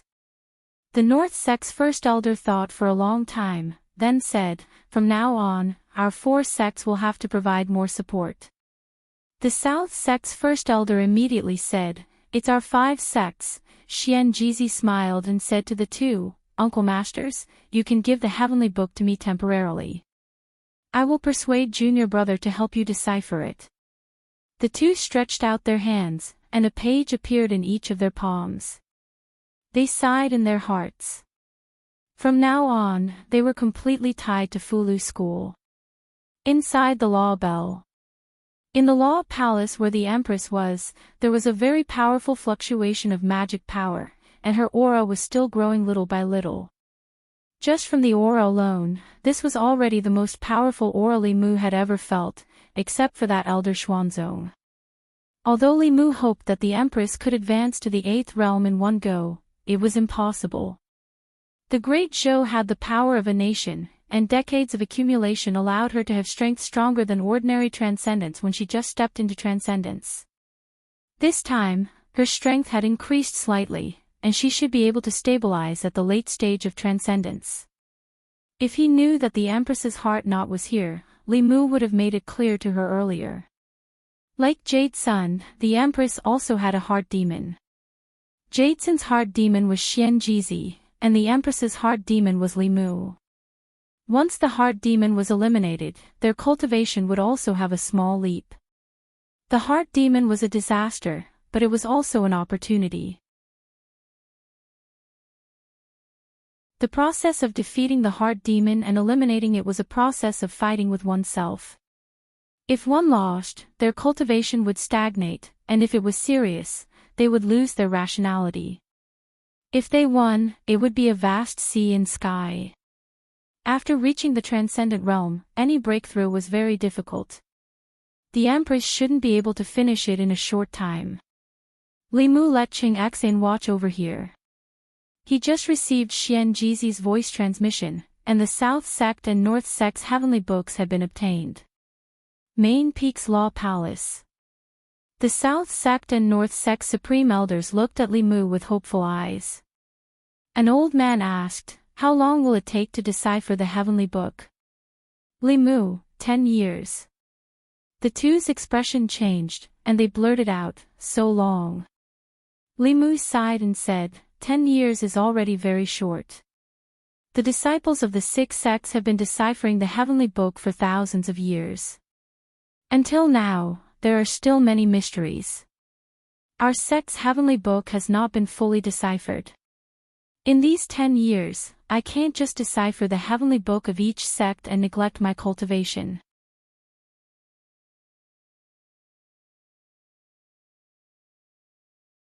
Chapter 558. Li Mu was not stupid. If he could decipher the heavenly tomes of the 2 sects in 3 to 5 days, the southern and northern sects would turn their backs on him. Who could he reason with then? He only needed 10 years. In 10 years, he could tie the 5 sects together and create the greatest benefits. He could increase the strength of the Fulu school, the national strength of the Great Zhou, and the national strength of the Thousand Fox country. Li Mu was confident that in 10 years, he would fight his way to Xuanzong, find Qingqingzi, and let Xiao Bai take revenge with his own hands. The 2 supreme elders of the southern and northern sects hesitated. Li Mu continued, "Of course, in these 10 years, at most every 6 months, I will decipher a part of the heavenly tomes and give them to your sections. To show my sincerity, after Senior Brother's dual cultivation ceremony, I will decipher a part of the heavenly tomes. You can take a look at it and then make a decision." This was an offer they could not refuse. After thinking for a moment, they nodded at the same time and said, "Sorry to trouble you, Martial Nephew." Li Mu smiled and said, "Martial Uncles, I have built a market in the divine capital of the Great Zhou." Before he could finish his words, the 2 elders had already understood and said, "Martial Nephew, don't worry. I will send a message to the sects right away. The northern sects will move their weapon forging pavilion there. The southern sects will also open a body forging pavilion there." With the shops of the southern and northern sects, Rosy Lane did not lack anything. Fulu, elixirs, formations, magic weapons, body tempering, and any other resources cultivators wanted could be found there. The Xuanzong market, which was far away at the end of the world, could be closed from now on. After collecting the heavenly tomes of the 2 sects, Li Mu could not wait to find a Taoist palace to comprehend. As expected, the northern sect's heavenly tomes contained the art of refining artifacts. The southern sect's heavenly tomes contained the art of body tempering and body strengthening. The Spirit Array faction's heavenly tomes contained the complex art of array formations. Similarly, there were projections of ancient cultivators and giant beasts. The history recorded in the heavenly tomes of the 6 sects was the history of the battle between the ancient people and the giant beasts. Li Mu scrutinized the 3 pages of the heavenly book in his hand. At a certain moment, he suddenly realized that the edges of these pages were emitting an undetectable white light. He carefully observed for a while and was surprised to find that the 3 pages were slowly connecting. As if he had thought of something, he took out the Dragon Clan's heavenly book and stacked the 4 pages together. The edges of the Dragon Clan's heavenly book began to emit a white light. These pages of the Heavenly Book seemed to want to be glued back together. Legend had it that the Heavenly Book was originally a book. In other words, all the pages of the book should have been one. If all the pages could be gathered, the complete Heavenly Book would appear in the world. Li Mu found Xian Jizi again and obtained the Fulu School's Heavenly Book from him. He also borrowed the Pill Cauldron sect's Heavenly Book from Wuchen Zi. He had completely deciphered the Heavenly Books of these two sections. From now on, their existence was more of a symbolic function. Therefore, when he borrowed it from Wuchen Zi, she did not mention anything about returning it. Finally, Li Mu came to the palace where Illusion Princess lived. Illusion Princess sat on the edge of the bed and patted the space beside her. She said with dissatisfaction, "Why are you only here now?" Li Mu walked to her side and did not sit down. He asked, "Did you bring the Demon Clan's and Fox Clan's Heavenly Books with you?" Illusion Princess nodded and said, "I did." She stretched out her hand and a white light flashed in her palm. 2 pages of the Heavenly Book appeared. Li Mu now had 8 pages of the Heavenly Book. The Dao sect had 5 pages, the Dragon Clan had 1 page, the Fox Clan had 1 page, and the Demon Clan had 1 page. He stacked the 8 pages of the Heavenly Book together. These Heavenly Books were gradually covered by a hazy white light. Li Mu touched the white light with his divine sense. Suddenly, a blurry image appeared in front of his eyes. He could only vaguely see that it seemed to be a door. This door was huge and too illusory. Li Mu could only see a very blurry door frame. He did not know what would happen if these Heavenly Books continued to fuse together. He could only forcefully separate them. Illusion Princess also retracted her divine sense and asked, "What is that?" Li Mu shook his head. This was also the first time he saw this. He looked at the few pages of the Heavenly Book in front of him and tried to stack them one by one. He then realized that when he stacked more than 6 pages of the Heavenly Book, an illusory door would appear in front of him. When he stacked the 7th and 8th pages of the Heavenly Book, the door would become clearer. It was a pity that Li Mu did not have more Heavenly Books. Otherwise, he would want to see what would happen when more Heavenly Books fused together. Legend has it that the Heavenly Book had 24 pages. 8 of them were in Li Mu's hands. There were 16 pages left. One of them was in Xuanzong and the other 4 were in the 4 Buddhist sects. Li Mu guessed that the Demon sect should have more than 1 page. As for the others, their whereabouts were unknown. He had already interpreted the Fox Clan and Demon Clan's Heavenly Books for Illusion Princess. Li Mu put away all the Heavenly Books and said to Illusion Princess, "Leave these 2 pages with me for now." Illusion Princess held his arm and said, "What's mine is yours. If you want it, then take it." Then, she looked at Li Mu and asked, "Was that Zhou Yi?" Li Mu was shocked. "How did you know?" The Empress's transformation technique could not be seen through even by Saint Realm experts. Even Li Mu was fooled. How could Illusion Princess know the Empress's identity? Illusion Princess curled her lips and said, "I feel annoyed when I see her. Who else could it be but Zhou Yi?" As expected, a mountain cannot hold 2 tigers, especially 2 tigresses. Their intuition even made up for their lack of cultivation. Luckily, one of them was in the Divine Capital and the other was in Thousand Fox Country. They did not meet often. Li Mu was relieved. Illusion Princess asked again, "Was the commotion just now also caused by Zhou Yi?" Li Mu nodded and said, "Yes, she made a small breakthrough in her cultivation." Illusion Princess was shocked. "She's already so strong. She still has a breakthrough." Her tone was filled with shock, unwillingness, envy, and jealousy.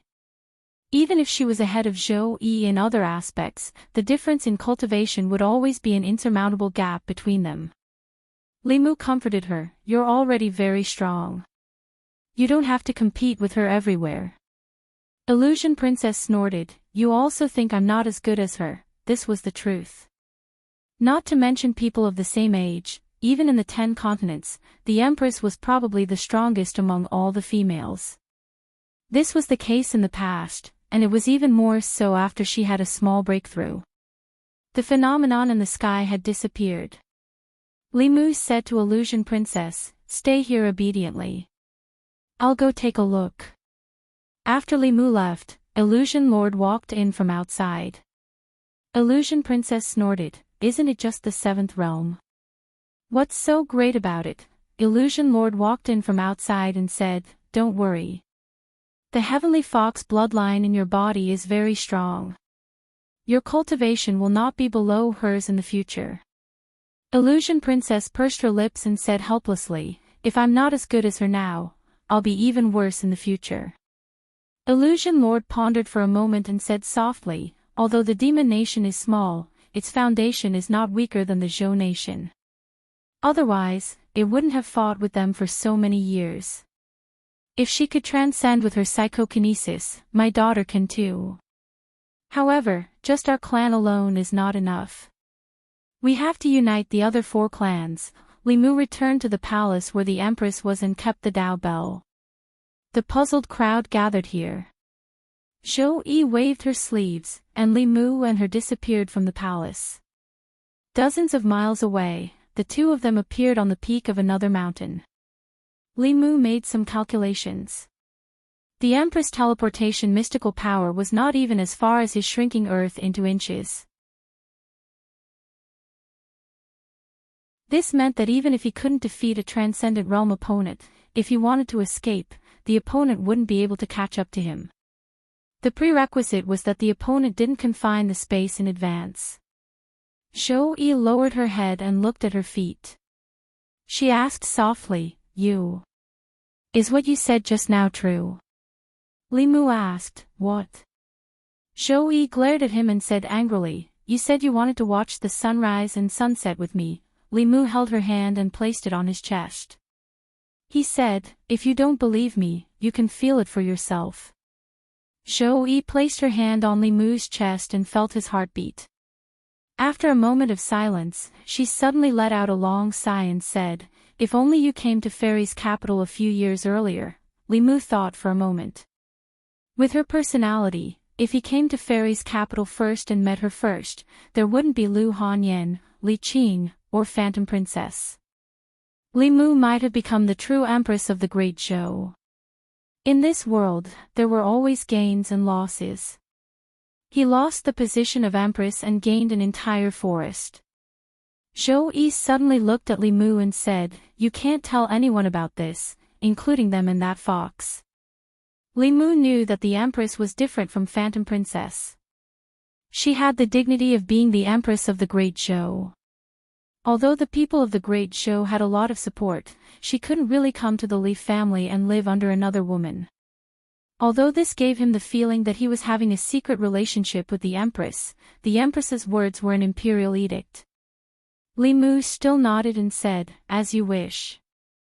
Then he asked, "Not even Ollie and Mr. May?" Zhou Yi said without hesitation, "No." Limu looked at her and used his gaze to promise her that he would keep this a secret.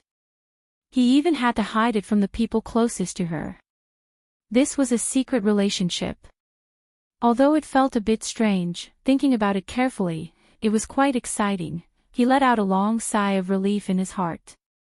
No matter what the process was, under his initiative, the Empress didn't back down this time. Although he was still under observation, Limu had full confidence in facing a Xiao Bai who had no experience in relationships. Zhou Yi's face revealed a thoughtful expression. Suddenly, she looked at Limu and said, "I want to ask you a question." Limu said, "Your Majesty, please ask." Zhou Yi said, "If you had to choose between me and that fox, who would you choose?" Reality proved that women were self-taught when it came to certain things. This had nothing to do with experience, but their nature. Limu shook his head and said, "How could there be such a choice?" "Your Majesty, your assumption is unreasonable." Zhou Yi frowned and said, "How is it unreasonable? If both of us were in danger, and you could only save one, who would you choose?" Li Mu smiled and said, "Your Majesty, you must be joking. Your cultivation is already at the top of the continent."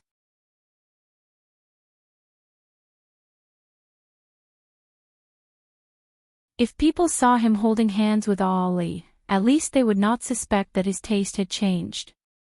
At this time, Mr. May, who was far away in Chengdu, sneezed a few times. She put down the memorial in her hand and frowned. "Who is talking about me behind my back?"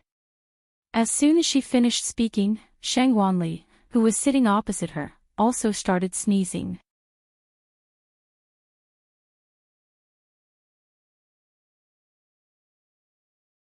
Chapter 559. When they were about to arrive at the main peak, Li Mu flew back to the Empress and said, "Your Majesty, can I discuss something with you?" Zhou Yi said indifferently, "What is it?" Li Mu looked at the face that belonged to Mr. May. He thought for a moment and said, "Next time when you want to change, can you change into Ali or Qing Xian instead of Mr. May?" Zhou Yi asked, "Why?" Li Mu explained, "After we return to Chengdu, if people keep seeing me with Mr. May, it will damage Sister May's innocence." Zhou Yi asked, "Are Ali and Qing Xian not innocent?" Li Mu waved his hand and said, "Qing Xian is not even human. Why would she want to be innocent? Ali is so much younger than Sister May and is still in her prime. She won't have to worry about marriage in the future. Mr. May is different. She is so old. If there are any rumors about me, I'm afraid she won't be able to get married in this lifetime. Your Majesty, even if you don't think for me, you have to think for her. She treats me like a brother. I can't hurt her." Li Mu was sincere. Zhou Yi thought about it carefully and felt that what he said made sense. So she said, "Then let's wait until we return to Chengdu." In the square in front of the palace on the main peak, the disciples of Fulu School were already setting up the place. There were thousands of tables in the square. In recent years, the only place that could compare to today's Fulu School was Xuanzong during the Taoism Exchange Conference. To a certain extent, even the Xuanzong Exchange Conference not long ago couldn't compare to today's dual cultivation ceremony. After all, there were indeed many cultivators present at the Xuanzong Exchange Conference. However, the Empress of Thousand Fox Country wasn't present, nor were the two transcendents from the Yao Nation. The other Daoist sects didn't send their sect masters or grand elders either. The Grand Supreme Elder of Fulu School had arrived, but he had gone to cause trouble in Xuanzong. He had almost destroyed Xuanzong's gate. Apart from Xuanzong, all the other Daoist sects sent at least 1/7 realm expert to attend the Fulu School's dual cultivation ceremony. The Great Zhou Court and the Demon Nation also gave the Fulu School enough face. Those who didn't know better would think that Fulu School was the #1 Daoist sect. At the front of the square, Miao Xuanzi's expression was ugly. It was a stark contrast to the smiles on the faces of the people around him. Ever since they had a falling out with the Fulu School during the exchange conference, what happened next was completely out of their expectations. Xuanzong suddenly became the enemy of the continent. They were ostracized by the Great Zhou, discriminated by the Demon Nation, and alienated by their peers. They became a joke in everyone's eyes.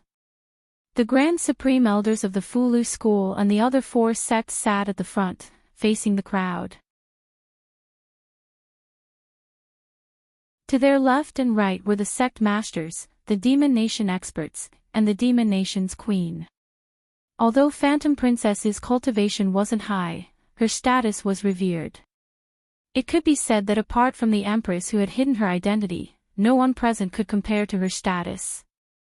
Although the Demon Nation was small, it could still be evenly matched with the Great Zhou for hundreds of years. As the Empress, her position was even before Li Mu's. To be precise, she was right next to Li Mu. Similarly, the emissary of the Great Zhou court couldn't sit too far behind. Mr. May, who represented the Empress and was actually the Empress, sat on the other side of Li Mu. Li Mu was surrounded by them on both sides, and he felt like he was sitting on pins and needles. Lu Hanyan and Li Qing were third-generation disciples, so their seats were slightly behind Li Mu. However, they were only diagonally below Li Mu. Li Mu felt uncomfortable being stared at from all directions.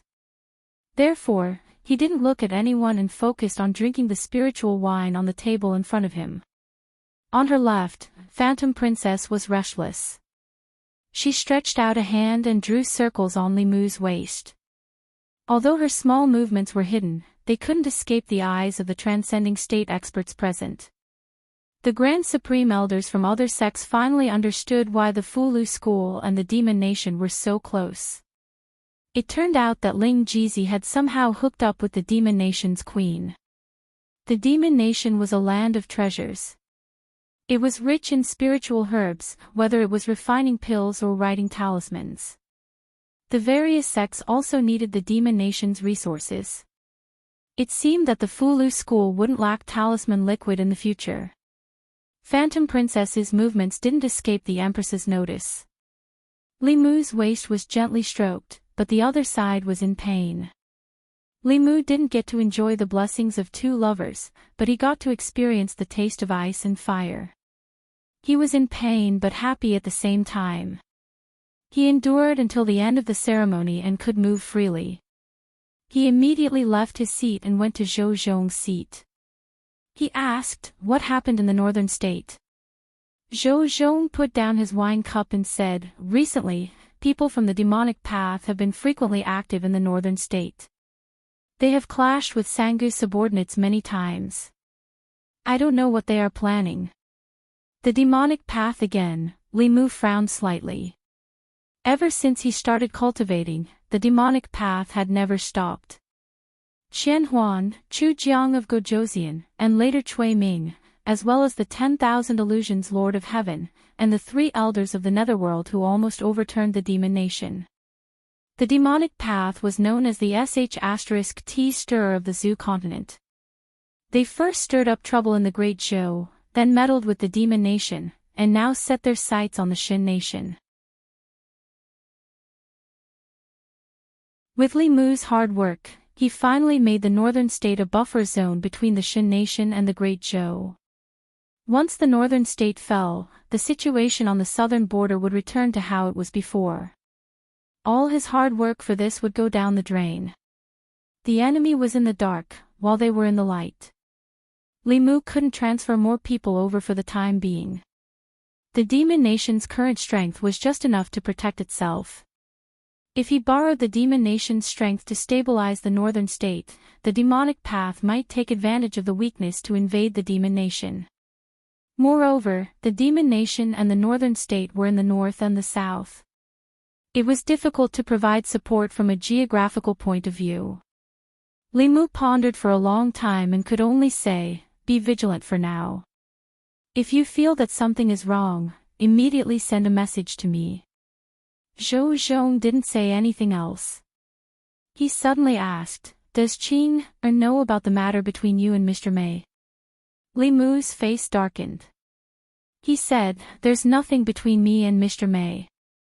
Zhou Zhong thought for a moment and asked, "You young people are so open now. Is holding hands no longer a big deal?" Li Mu now regretted not suggesting this to the Empress earlier. She didn't want to become All Li. It was fine if she became Qing Xian. Now, he couldn't clear his name even if he jumped into the Yellow River. After the ceremony, Zhou Zhong returned to the northern state. Phantom Princess was going back to the Demon Nation. The Empress and Qing Xian were also going back to the divine capital. Li Mu was glad that all the women were gathered together this time. Although there were twists and turns, at least there was no danger. He also took the opportunity to improve his relationship with the Empress. It could be said that he profited from a disaster. Before Phantom Princess returned to the Demon Nation, she secretly gave Li Mu a look. When the Empress left with Qing Xian, she also gave Li Mu a meaningful look. Li Mu now understood that the 9 words mantra was most useful to him. It wasn't the thunder technique or the trapping technique. It was the last technique, distance shrinking. This should be a technique that could only be used at the 8th level. This technique relied on the power of heaven and earth and consumed very little magic power. It allowed him to go back and forth between the divine capital and the demon nation several times in a day. In the morning, he walked hand in hand with the Empress in the Imperial Garden. At night, he hugged Phantom Princess to sleep. At noon, he could even go back to the Fulu school to eat lunch with Lu Hanyan and Li Qing. This was what Li Mu learned from Ao Qing's diary. At his level of cultivation, he could travel all over the 10 continents and 3 islands in a day.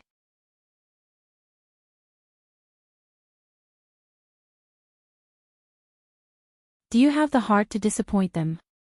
Li Mu raised a finger and said, I didn't expect senior brother to act so insidiously. You might as well change your Daoist name to Schemer. After knowing Xuanzong's strength, the burden of revitalizing the Fulu school was indeed much heavier than Li Mu expected. However, Li Mu was never one to back down in the face of difficulties. He glanced at Xian Jizi and said, I can revive the sect, but from now on, all of the sect's resources will be under my control, including the gifts you received during the dual cultivation ceremony. Xian Jizi took off a thumb ring from his thumb and handed it to Li Mu. Li Mu scanned it with his divine sense. He saw mountains of spiritual medicines, spiritual jades, and all kinds of cultivation resources in the thumb ring. Thousands of cultivators attended Xian Jizi's dual cultivation ceremony. They received many gifts. These things, in addition to the profits from the market, were enough to raise the overall strength of the Fulu school to a new level. In terms of high-level combat strength, Li Mu was temporarily unable to create a 7th realm cultivator. But there were more than 55th realm cultivators in the sect. He should be able to find at least 10 who were only one step away from Dongxian. With these resources, Li Mu and the Empress could work together to refine some saint-level cultivation increasing pills. At the very least, they would be able to create a few more Dongxian cultivators. As for 5th realm cultivators, including those below the 5th realm, they could be created completely with pills.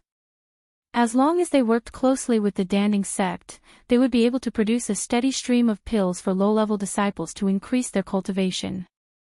Li Mu and the Danding sect's headmaster, Wu Chenzi, had a private conversation for several hours before Wu Chenzi left the Fulu school. When she left, she took a large amount of spiritual medicines with her. At the same time, all the disciples at the peak of every single realm in the Talisman sect were gathered together by the head seat. On the 2nd day, all these disciples entered into closed-door cultivation and didn't leave, and they adjusted their states to their best so that they could make preparations for breaking through in the near future. After the headmaster's dual cultivation ceremony, the atmosphere in the entire Fulu school became tense. Xuanzong. In the highest Taoist palace, Miao Xuanzi's face darkened as he reported to Dao Qingzi, Master, for some reason, the Yao nation is also on good terms with the Fulu school. On the day of Xian Jizi's dual cultivation ceremony, 2 7th realm Yao kings came to congratulate him. The Danding sect, the Spiritual Formation sect, and the northern and southern sects also sent their grand supreme elders. Now, many cultivators are saying that the Fulu school is the top Taoist sect, the Fulu school, the top Taoist sect. Dao Qingzi's mouth twitched. He said calmly, all these years, Xuanzong has been living in the East Sea. It seems that many people have forgotten about our existence. Miao Xuanzi thought for a moment and said, Master, it'll be your 150th birthday in a month. Why don't you invite the cultivators of the Zhu continent to your birthday? Let them see the strength of our Xuanzong and who is the top Taoist sect. For the 150th birthday of the Xuanzong Grand Supreme Elder, invitations were sent to all the sects and families of the Zhu continent. These forces were not as powerful as the Fulu school, so they did not dare to offend Xuanzong. Anyone who received an invitation traveled thousands of miles to the East Sea. They thought that the birthday of the Xuanzong Grand Supreme Elder would be grander than the Fulu School's dual cultivation ceremony. However, when they arrived at the East Sea, they realized that was not the case. No one from the Great Zhou court came. No one from the Yao nation of Xing province came. The other 5 Taoist sects only sent a 6th realm first seat symbolically. They did not even send a 7th realm cultivator. The cultivators who had just attended the Fulu School's dual cultivation ceremony could not help but feel that the so-called top Taoist sect was just a so-so. It was easy to tell who was the top Taoist sect, Xuanzong or Fulu School, from the attitudes of the other 4 sections. In a Taoist palace in Xuanzong, the expressions of the elders were not good. The Grand Supreme Elder's birthday celebration was meant to showcase Xuanzong's strength and influence. They thought that since the other 4 sects had paid so much attention to the Fulu School last time, they would not neglect Xuanzong this time. However, who would have thought that the difference between their attitudes toward the Fulu School and Xuanzong would be so great? In this case, was Xuanzong not asking to be humiliated? Miao Xuanzi said angrily, the Danding sect, the Spiritual Array sect, the South sect, and the North sect. What are they trying to do?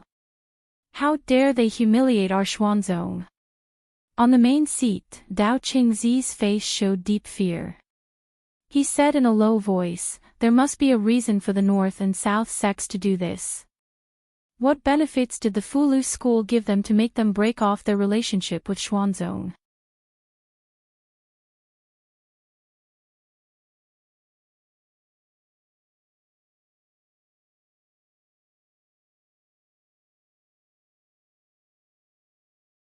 In the imperial court, led by Zhang Chen, most of the officials were loyal to the empress.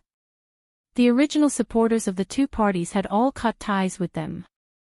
The biggest contributor to Divine Capital's current situation was, of course, Lord Li Mu. He was the empress's most trusted official, the guardian of the people. He had swept away most of the internal and external troubles for the Great Zhou. He was using practical actions to fulfill the oath he made in his early years. He set his heart for heaven and earth, set his life for the people, inherited the lost knowledge of the past saints, and established peace for all ages. In the hearts of the people, Lord Li could be said to be a perfect person, apart from being a little lecherous.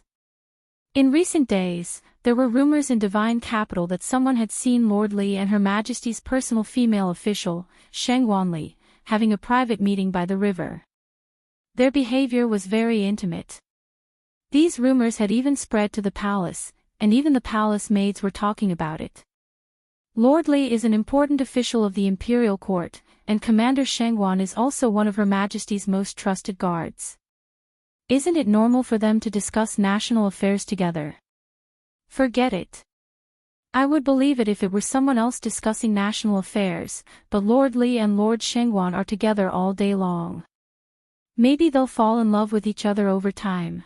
Who wouldn't like a man like Lord Li? I see Lord Li every day too. Why didn't he fall in love with me over time? In the imperial palace, a few palace maids in the corner of the corridor whispered. Naturally, it could not escape the ears of Mr. Mei and Sheng Wanli.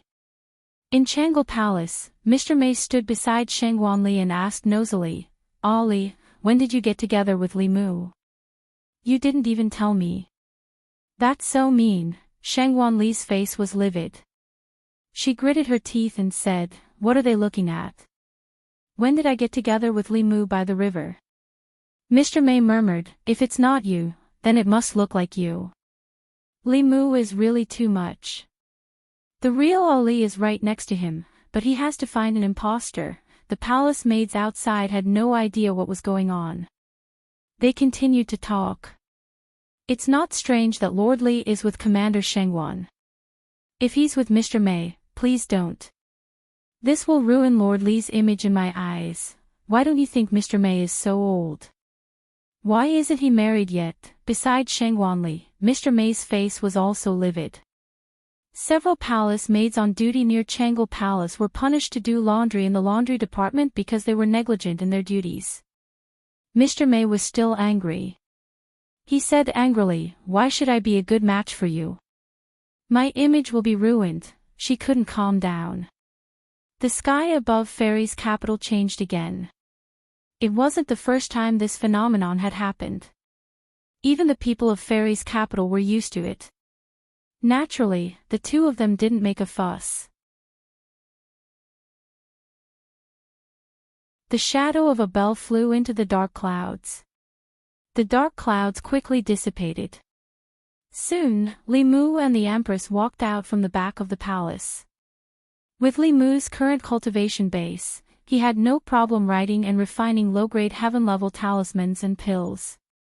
As for middle-grade heaven-level, high-grade, and saint-level talismans, because they exceeded the upper limit of Li Mu's magic power, he could only cooperate with the Empress. In Changle Palace, Shangguanli looked at Li Mu with hostility. Mr. Mei looked at Li Mu with hostility. Li Mu looked at them and asked curiously, "Why? Did I offend you?" Mr. Mei said, "Someone said that they saw you and Ali having a private meeting by the river." Li Mu felt guilty.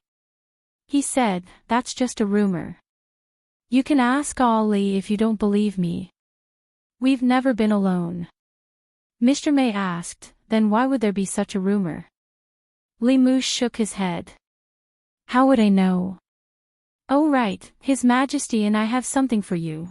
He threw 2 jade bottles to Mr. Mei and Shangguanli. "These are saint-level breakthrough pills. Your powers are already at the peak of the creation realm. Try and see if you can break through to Dongxian." Saint-level pills that could help people break through to the 5th level were extremely precious. Mr. Mei was shocked. These are for us. You don't want them." Li Mu glanced at her. "If you don't want them, I'll give them to someone else." Before he finished, the jade bottles in Mr. Mei and Shangguanli's hands disappeared. Li Mu gave the low-grade pills to the Danding sect to make. He and the Empress made the saint-level and saint-level pills themselves. This time, Li Mu and the Empress used more than a month to make 4 saint-level breakthrough pills for the creation realm. Some of the materials used were from the Great Zhou treasury, and some were from the Fulu school. For the sake of fairness, 2 of the 4 pills were given to the imperial court and 2 to the Fulu school. Lord Mei and Shangguanli were undoubtedly the most suitable candidates for the 2 pills of the imperial court, considering their status, experience, and how much they were favored. The courtiers would not have any objections to such an arrangement. As for the other 2 pills, Li Mu planned to take them back to the Fulu school and give them to Lu Hanyan and Li Qing. The imperial court and the school would each provide half of the materials for making the pills, and half of the pills. This arrangement was fair and reasonable. The 2 Taishang elders had planned to pass on their powers to them before their lifespans were completely exhausted. Theoretically speaking, they were also the first in line to take the pills. When the time came, the 2 Taishang elders could pass on their powers to other disciples. Li Mu considered whether or not to let Wanwan and Xiao Bai also enter the Fulu school. Using the school's resources on the Fulu school's disciples was reasonable. This would prevent people from saying that he was abusing his power for personal gain in the future. When they returned to Mount Baiyun, Li Mu took Wanwan and Xiao Bai with him. He let Wanwan become a disciple of Yuzhenzi, and Xiao Bai become a disciple of Dan Yangzi. From now on, they were all 3rd-generation disciples of the Fulu school. They were only disciples of the 2 heads in name. Their specific cultivation was still under Li Mu's guidance. Xian Jizi had no objections to Li Mu giving the 2 mirror-breaking pills to Lu Hanyan and Li Qing. The 2 of them had already gone into seclusion to adjust their transcendence energy and were preparing to take the pills to break through their cultivation. With nothing to do, Li Mu returned to Yangqiu County. He originally wanted to find Zhang Shan for a drink or 2, but 2 years ago, Zhang Shan had moved out of Yangqiu County and bought a residence in the Xin-Du. He was usually not in the Xin-Du, but rather in the Great Zhou to expand his business. Half a year ago, he had already opened a shop in the state of Yong. Li Mu made another trip to the Jinshan Temple. The abbot of the Jinshan Temple had already changed. Xuandu and the original abbot had already left for the ancestral court of the Axian sect. Li Mu finally arrived at the Bay of Clear Water. The small house by the water was still there, and the furnishings inside hadn't changed in the slightest. However, there was no one there. Ever since she had left without saying goodbye, Li Mu hadn't heard from Su He again. At that time, Li Mu didn't completely understand her feelings. If he had the chance to do it all over again, he would have kept her by his side no matter what. Returning to the small courtyard he had once lived in, he felt the powerful transcendence energy in his body and thought back to everything he had experienced in the past few years. In just a few years, he had gone from a lowly bailiff of Yangqiu County to a powerful official of the Great Zhou, the future headmaster of the Fulu School, and the state preceptor of the Yao Kingdom. Li Mu lay on the bed, his hands behind his head. He felt as if he was in a dream. Not a sound could be heard beside him, except for the sound of insects. In a rare moment, Li Mu forgot everything. Lying on the wooden bed, he had a dream. In his dream, he saw a golden door. Li Mu wanted to touch it, but he couldn't get close. It was only a few hundred steps, but he walked for an entire night. It was like a distant snowy mountain. It seemed to be right in front of him, but when he tried to get closer, he discovered that the path was endless. Even when he woke up, Li Mu was still reminiscing about this dream. In his dream, he desperately wanted to pass through that door, but he couldn't even get close.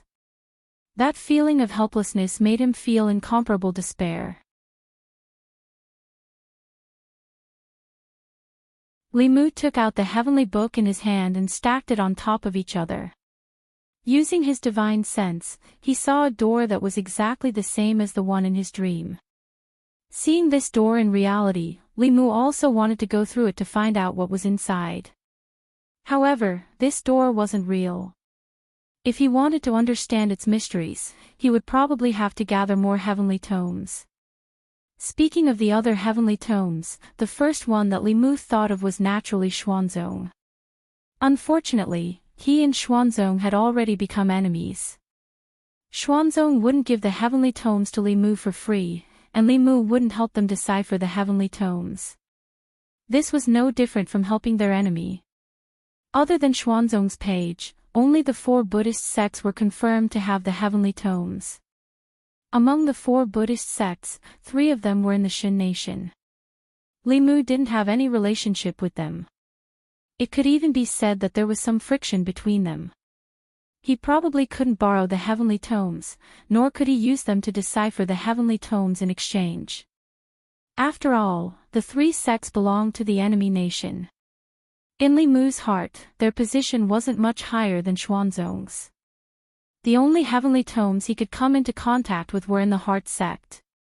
Although the Heart sect was also a Buddhist sect, it was a local Buddhist sect in the Great Zhou.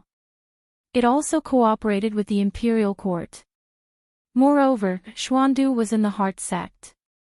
It was very possible to make a deal with the Heart sect. After making a quick decision, Li Mu walked into the courtyard. With a step, his figure disappeared.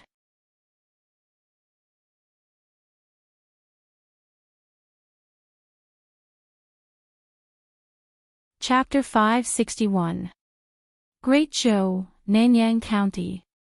The ancestral court of the Heart sect, one of the 4 Buddhist sects, was located in Nanyang County. The Heart sect recruited believers here.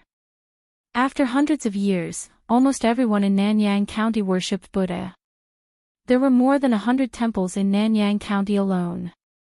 Tiantai Mountain, which was located in the center of Nanyang County, was where the ancestral court of the Heart sect was located. It was also the sacred ground in the hearts of the Great Zhou Buddhist believers. Tiantai Mountain would often have a Buddhist glow. No demons or ghosts dared to cause trouble nearby. This made the Heart sect even more revered by the people. Every day, there would be an endless stream of people coming to worship them. On this day, there was a spatial fluctuation at the foot of Tiantai Mountain. A figure appeared out of thin air. There were many people on the mountain path. Most of them were filled with reverence as they went up the mountain to worship. No one noticed that there was an additional person behind the crowd.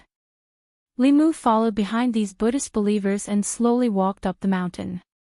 Although the heart sect's strength was far inferior to the various Taoist sects, in this small Nanyang county, the heart sect's influence was greater than the imperial courts. The population of Nanyang County was one of the top 36 counties. However, the amount of psychokinesis contributed by the state temple was one of the lowest. It was not that the people of Nanyang County were living in an abyss of suffering. Instead, they contributed most of their psychokinesis to the heart sect. They all relied on the people's psychokinesis. This was a conflict between the Buddhist sects and the imperial court. Therefore, the Great Zhou court would never allow the Buddhist sects to expand without limit. The heart sect's influence was only in Nanyang County. Outside of Nanyang County, there were very few temples in the heart sect. The crowd discussed softly as they walked up the steps. Once one gets old, one's body won't be able to take it anymore. It would be great if I could ask for some medicine on this trip up the mountain. I'm here to fulfill a vow. Last year, I went up the mountain to worship the Bodhisattva. This year, my daughter-in-law gave birth to a chubby boy. Is it that effective? Then I'll have to pray too. Young man, what are you here to pray for? Someone asked him. Limu smiled and said, to pray for marriage. The warm-hearted auntie reminded him, if you pray for marriage and children, you have to pray to the Bodhisattva. Remember not to pray to the wrong person. After chatting for a while, Limu became familiar with this group of people. They chatted and laughed all the way up the mountain and came to a temple. The ancestral court of the Aksayan clan seemed to be a slightly extravagant temple. Compared to the other sects, it was slightly shabby. However, this was not the case. This temple was only used to receive ordinary believers. Above the concealment array above everyone's head, there were several huge mountain peaks floating. There were pavilions and towers on the mountain peaks. There were also countless relief sculptures of Buddha. Buddha light flashed and there were sounds of Sanskrit chants. At the bottom of the mountain, there was a mountain gate. Two young monks stood guard there, looking at the crowd below. However, the crowd below could not see them. One of the little monks seemed to have noticed something and said in surprise, "Hui Kong, look at that person below. Is he looking at us?" The other little monk didn't even look. He shook his head and said, "How is that possible? Without level 5 cultivation, one cannot see through the array. How can he be in the Dharma plane?" The little monk said, "But he was really looking at me. He even smiled at me." Limu stood at the back of the crowd. He took a step forward and appeared in front of the two little monks. This young man was still below a moment ago. In the next moment, he passed through the array and appeared in front of them. The little monk was shocked and said with a trembling voice, Who are you? What do you want?" Limu couldn't help but touch his bald head and said, "Don't worry. I'm here to look for someone. Is Master Xuandu here?"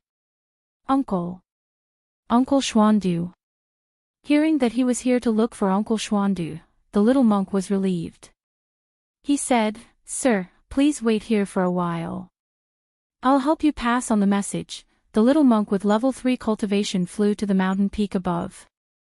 Not long later, a golden light shot down from above and landed heavily beside Limu. A handsome monk looked at Limu and said happily, "Third brother, why are you here?" Limu smiled at him and said, "Second brother, long time no see." Xuandu gave Limu a big bear hug. Limu said, "Congratulations, second brother. After not seeing you for a few years, your cultivation has improved again. You're already at the peak of level 5. Xuandu smiled and said, "Congratulations too, third brother. You've advanced so quickly." He looked at Limu with a hint of shock in his eyes. He realized that he couldn't see through Li Mu's cultivation. When they first met, he was still a mortal. A small vengeful spirit could take his life. But after a few years, he couldn't even see through Li Mu's cultivation. For this to happen, it was either that he had a powerful treasure that could hide his aura or that his cultivation was already above his. Xuandu's common sense told him that it was the former. But he still asked, "What's your cultivation now?" Li Mu pinched his thumb and index finger and said, "Just a little higher than you." Xuandu was stunned. After a long time, he muttered, "Even if you had a fortuitous encounter, your cultivation shouldn't have improved so quickly. It seems like you've encountered a great opportunity."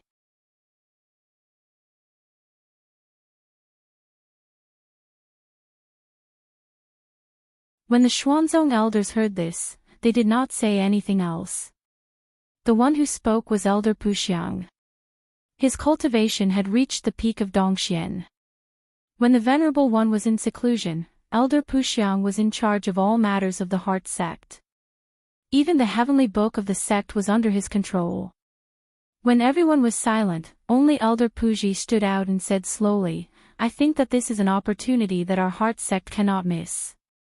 We cannot give up on the great opportunity of the Heart sect's rise just because the person with the heart of 7 orifices has the identity of the Tao sect."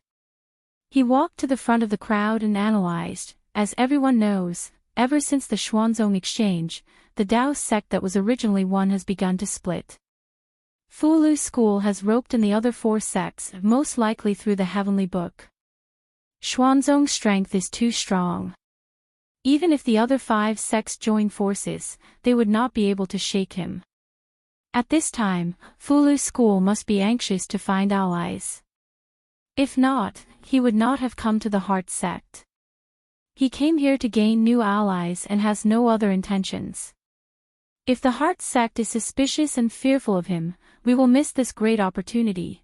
Elder Puji did not stop and continued, "Now, the reality of the cultivation world is that with Ling Jizi with the heart of 7 orifices, the heavenly books of the 6 sects of the Tao sect will be completely deciphered except for Xuanzong. The 5 sects will usher in a period of rapid development. The battle between the sects is like rowing a boat against the current. If you don't advance, you will fall behind.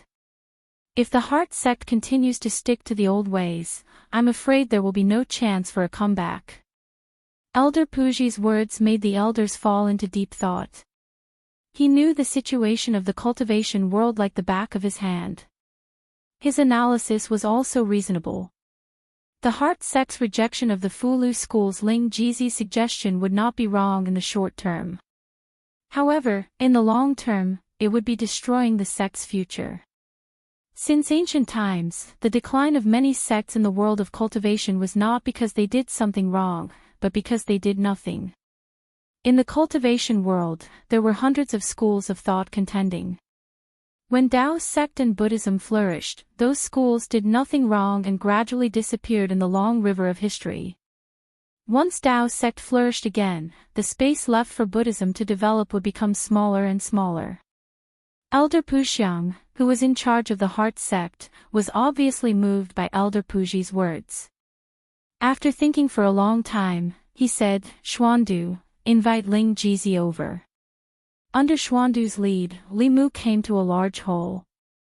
The first thing he saw were a few shiny bald heads. The strength of the Heart sect could not be compared to the other Tao sects.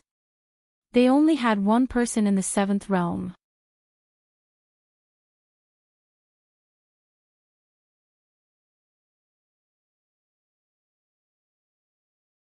Since they were here to interpret the heavenly tones, Li Mu naturally had to show it. Otherwise, these old monks would think that he was taking advantage of the situation. He thought for a moment and said to Taoist priest Puxiang, "Can I take a look at the heavenly tones of your sect?"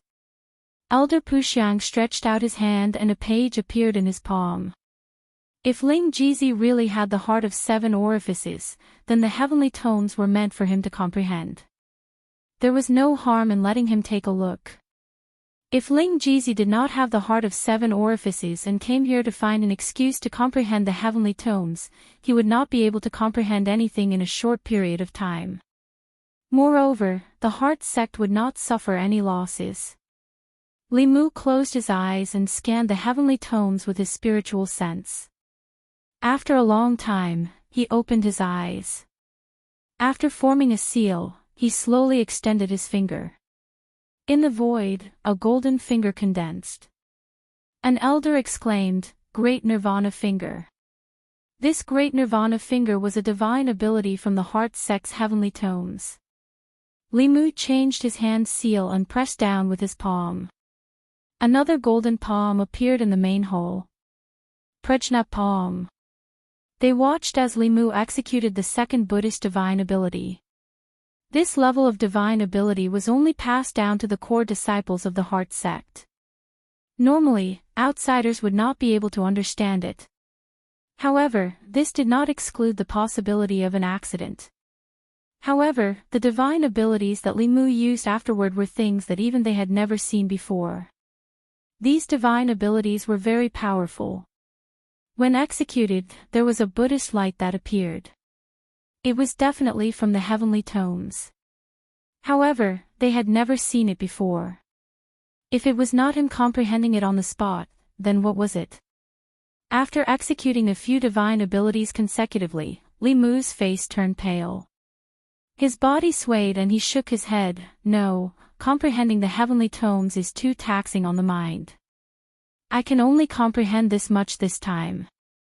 I'm afraid I will need half a month before I can recover my mind and comprehend it a second time." Elder Puxiang smiled and said, "There's no hurry. You can stay in the heart sect for a long time. I'll let Xuandu prepare a room for you." Li Mu shook his head and said, "I'm an official of the Great Zhou. I have to manage the Fulu school and interpret the heavenly tomes for the other 4 sections. I'm afraid I can't stay here for a long time. If the elders trust me, you can temporarily hand the heavenly tomes to me like the other Dao sections. I'll take some time to slowly interpret it. Every once in a while, I'll report back to your sect." The heart sect had never handed the heavenly tomes to an outsider. Elder Puxiang hesitated and said, "This, we still have to discuss." "Xuandu, bring Ling Jizi around the sect." Xuandu brought Li Mu out. A Taoist priest said, "I'm afraid it's not good to hand the heavenly tomes to an outsider. What if something goes wrong?" At this moment, Elder Puji walked up and said, "When Ling Jizi was in the 5th realm, he already had the power to transcend. Now that he's in the 6th realm, I'm afraid only those in the 8th realm can stop him. If there's really an 8th realm cultivator who wants the heavenly tomes, what's the difference if the heavenly tomes are with him or with us?" Puji's analysis was very reasonable. After a discussion, Elder Puxiang nodded and said, "What we can think of, the other 4 Dao sects can also think of. Since they can trust Ling Jizi, why can't we?" "Puji, go and ask Ling Jizi to come back." Puji nodded and turned to walk out of the hall. The moment he stepped out of the hall, a faint light flashed in the depths of his eyes.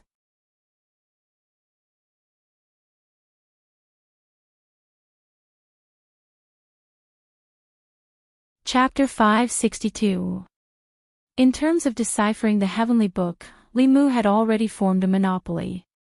In the end, the heart sect agreed to his request to take the heavenly book away. In order to show enough sincerity, Li Mu first helped them decipher a portion of the heavenly book to dispel some of their doubts and worries. Only then did he prepare to leave. Before he opened his mouth, Elder Puji said, "You have done a great favor for the heart sect. Why don't you stay here for a few more days and let us play host to you?" If he could not wait to leave after taking the heavenly book, it would be easy for others to think that he was running away with the treasure. After careful consideration, Li Mu decided to stay here for a few days. Taking advantage of these few days, Li Mu studied the heart sect's heavenly book in detail. The heart sect's heavenly book was divided into 2 parts. One part was the Buddhist scriptures, which were equivalent to the Taoist Heart Sutra to guide the cultivation of qi. The other part was various Buddhist supernatural powers. Taoism had countless spells. Taoism cultivators used the mana in their bodies to the extreme. Buddhism, on the other hand, developed the body. Buddhism's supernatural powers were mostly related to the body. Their bodies were no weaker than Dharma treasures. Combined with their physical supernatural powers, their combat strength was not to be underestimated. Li Mu was a dual cultivator. After receiving Ao Qing's inheritance, his physical body reached the 6th realm. He could cultivate most of the supernatural powers in the Heavenly Book. In this page of the Heavenly Book, Li Mu did not see any strange beasts. Among the heavenly books that he had, not all of them had such records. When he placed the 9th page of the Heavenly Book on top of the other 8 pages, the golden door became a little clearer. He now had 9 pages of the Heavenly Book in his hand. He needed to gather 15 more pages before he could make the complete Heavenly Book appear. There was still a long way to go in the future. The Heavenly Book was undoubtedly the most mysterious treasure in the world. Every page was a priceless treasure. After collecting all the Heavenly Books, what secrets could be uncovered? What was behind the golden door? These were constantly tugging at Li Mu's heartstrings. After staying in the heart sect for 7 days, Li Mu proposed to leave. Several elders personally sent Li Mu out of the mountain gate. Elder Pu Xiang looked at Li Mu and solemnly said, "I'll leave the Heavenly Book to you, Ling Jizi." Li Mu nodded and said, "Don't worry, Elder. In 10 years at most, I will return the Heavenly Book intact." Similarly, Elder Pu Xiang promised Li Mu, if there comes a day when Taoism denounces Xuanzong, the heart sect will also lend a helping hand. With his ability to decipher the tomes of arcane, Li Mu had become a social butterfly in the cultivation world.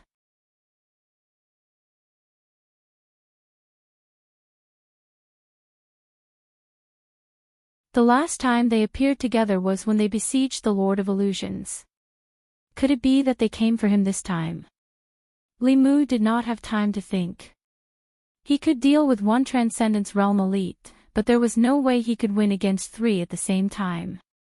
He formed a seal with one hand in his sleeve and took a step forward. However, his body remained in the same place. Li Mu's expression turned serious. This space was confined by someone. The demon sect elder who had met Li Mu twice looked at him and said indifferently, "For you, the 3 of us have been waiting here for 6 days. How can we let you leave so easily?" Li Mu's expression changed slightly. He was indeed the target of the 3 elders of Yu and Ming. In the demon nation, he had ruined the demon sect's plan and severely injured one of the 3 elders of Yu and Ming. The demon sect had never given him such treatment. This time, the 3 elders of Yu and Ming must have come for some important reason. The Heavenly Book. In just a moment, Li Mu figured out the crux of the matter. They did not come earlier or later. They just had to come when he obtained the Heart Sect's Heavenly Book. Their target was the Heart Sect's Heavenly Book. Perhaps it was not only the Heart Sect's Heavenly Book. Only Xuandu and a few elders of the Heart Sect knew that he had taken the Heart Sect's Heavenly Book. The 3 elders of Yu and Ming were lying in ambush outside Tiantai Mountain 6 days ago. This meant that someone had leaked the news to them immediately. This person could not be Xuandu. In other words, there was a traitor among the 6th realm elders of the Heart Sect. Puji's face flashed across Li Mu's mind. No wonder he had been facilitating the cooperation between Li Mu and the Heart Sect. He also tried his best to persuade the people of the Heart Sect to let him take the Heavenly Book away from the Heart Sect. Only when the Heavenly Book left the Heart Sect would the Demon Sect have a chance to seize it. Li Mu slowly looked at the 3 of them and asked, "Is Puji one of your people?" That Demon Sect elder said faintly, "I still have to thank you." Puji had been hiding in the Heart Sect for 50 years and did not have a chance to take the Heavenly Book away. If it wasn't for you, I don't know when he would be able to control the Heart Sect and obtain the Heavenly Book. Li Mu's heart trembled. For the Heart Sect's Heavenly Book, the Demon Sect actually sent someone to spy in the Heart Sect for 50 years. That was close to 60 years. Furthermore, that person had climbed to such an important position. What exactly were they scheming? If it was the supernatural powers of the Buddha sect, it would not be justified. With Puji's current position, even if he could not control the heavenly book, the supernatural powers of the Heart sect would be at his fingertips.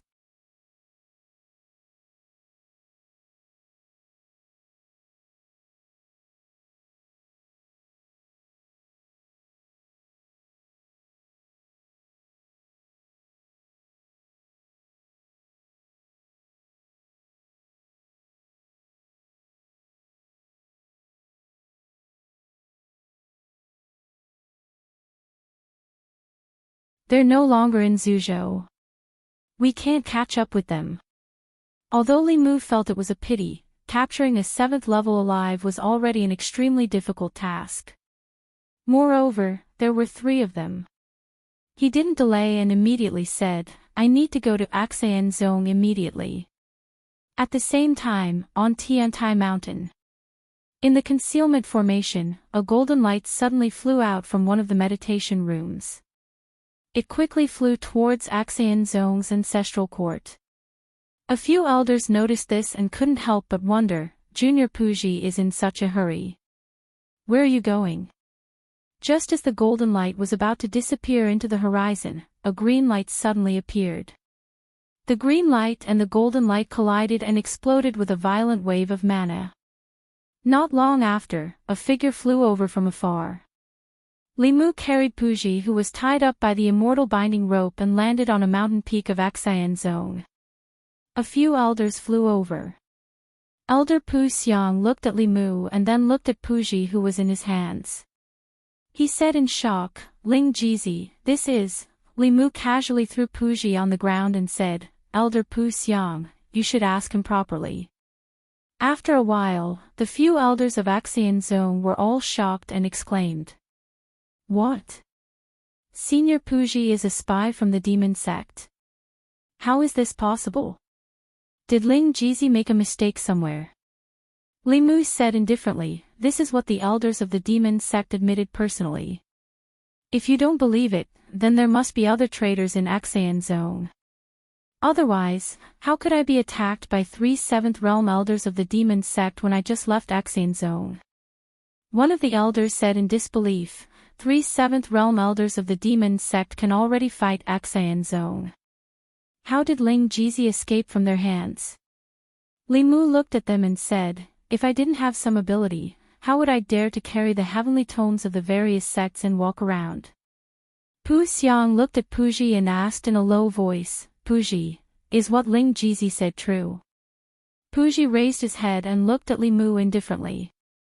He slowly said, to be able to defeat the 3 elders, no wonder you dared to bring so many tones with you.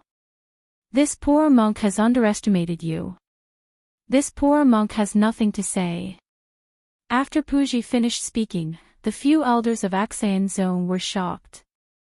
Senior Puji, you really, I don't believe it. Why did you do this? How can you face our brothers and sisters? How can you face Buddha? Puji put his palms together and said in a low voice, since the mission has failed, you don't have to say any more. I grew up in Axianzong and returned to Axianzong. Amitabha, after chanting the name of Buddha, he lowered his head. At the same time, the aura on his body disappeared completely. Elder Pu Xiang looked sad. He put his palms together and said in a low voice, Amitabha. Amitabha. All the elders chanted the name of Buddha at the same time. Soon, the bell rang in the ancestral court of Axianzong. Li Mu didn't expect Puji to be so decisive and pass away just like that. He gave up his cultivation and life. Maybe 60 years of practicing Buddhism changed his temperament. Or maybe he expected the outcome of his identity being exposed and made him make such a decisive decision. He wanted to get some information about the demon sect from Puji, but now he could only give up. When he left Axianzong, Li Mu had a lot on his mind. For thousands of years, the demon sect and the righteous sect had been opposing each other. The 6 Taoist sects, including the Fulu school, had all been attacked by the demon sect.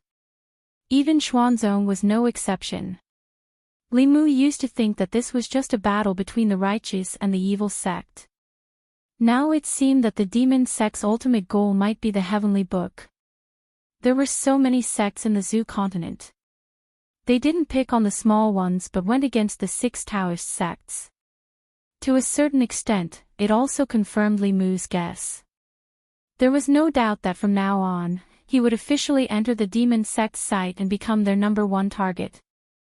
After all, compared to attacking a big sect, it was easier to capture a small 6th realm cultivator.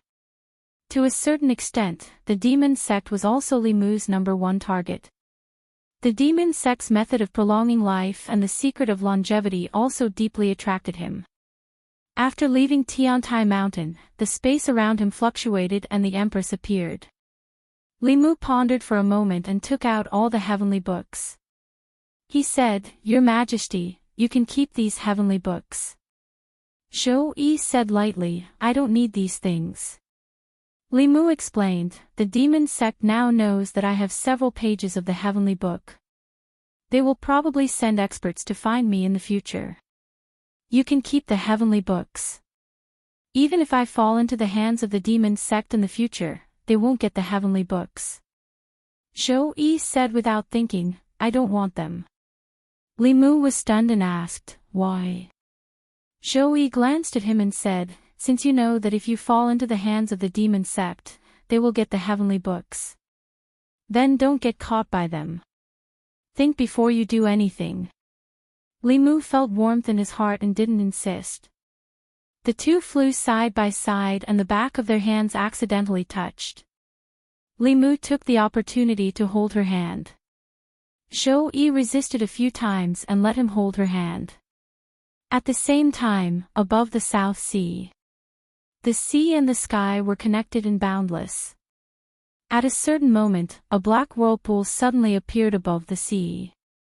3 figures staggered out of the whirlpool. The 3 elders of Yu and Ming were already injured. In order to escape from the Empress of the Great Zhou, they used the secret technique of the demon sect.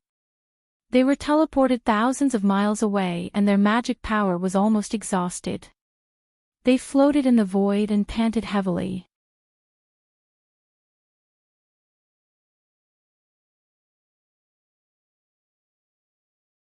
If the 3rd elder makes a move, we'll definitely be able to capture him.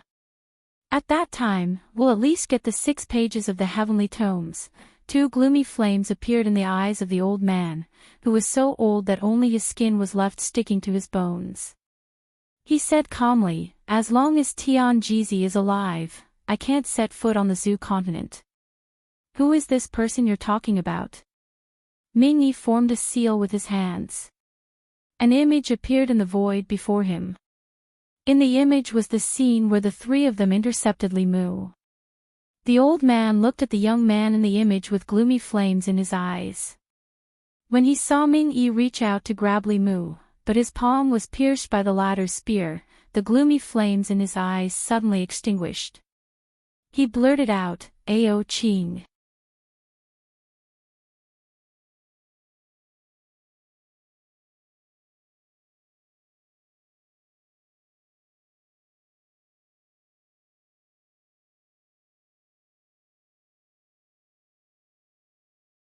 After a while, he opened his eyes again, and there was a hint of vicissitudes in them. He said calmly, "This body is only at the 6th realm. It's not time for me to awaken yet." The skinny old man said, "It's indeed not the time, but the situation in the Zhu continent has changed, and I have to wake you up in advance. Now, at least 6 pages of the heavenly book are in the hands of a 6th realm cultivator. I'm being watched, and I can't set foot on the Zhu continent. If you can capture him, you'll succeed." The young man asked, "Who is it?" The old man waved his sleeve, and a figure holding a spear appeared in the void. "Ao Qing." The young man's expression changed drastically, and fear came from the depths of his soul. He said in shock, "He's still here too." The old man said, what are you afraid of? Even if someone inherited his memories, he's only at the 6th realm now. You should quickly advance to the 7th realm, capture him, and take revenge. Won't that be easy? The young man's expression was uncertain. Ao Qing's terror was still so clear even after countless reincarnations of his memories. Not long after, Shuiyun flew out of the tower while the people on the island waited in confusion. The aura on his body was completely different from before. This aura, Shuiyun, he's already at the 6th realm. He's only been in the sect for a few years. This speed is really enviable, everyone looked envious. They wanted to reach out and greet Shuiyun, but Shuiyun ignored them and flew straight away from the island. Many people looked indignant, and they thought to themselves, what's there to be proud of? He's just relying on the 3rd patriarch's love. Without the sect's resources, he's nothing. If those resources were given to me, I would have reached the 6th realm long ago, at the bottom of the South Sea. Shou-Yi let Li Mu hold her hand. She looked at the schools of fish swimming among the corals, and the jellyfish of various colors dancing under the waves. It was very dreamy. After bringing Wan Wan and the others to swim in the East Sea, Li Mu realized that the bottom of the sea was an extremely romantic place. He must bring others here in the future. Under Shou-Yi's mature appearance was a young girl's heart. The young girl had no resistance to this dreamy scene at all. In this kind of romantic scene, it was naturally suitable to do some romantic things. Li Mu's hand, which was originally holding her hand, was gently placed on her waist. Shou-Yi was completely unaware of this. It was as if she had also become a fish in the sea, swimming freely with Li Mu at the bottom of the sea. Li Mu used to hate being underwater. Under the situation where his magic power was suppressed, this made him feel very insecure. Now, he had the idea of building a cave abode underwater. Every year, he would bring them here to avoid the summer heat and have a vacation. It would be fun of its own. Speaking of the cave abode, Li Mu suddenly thought of something.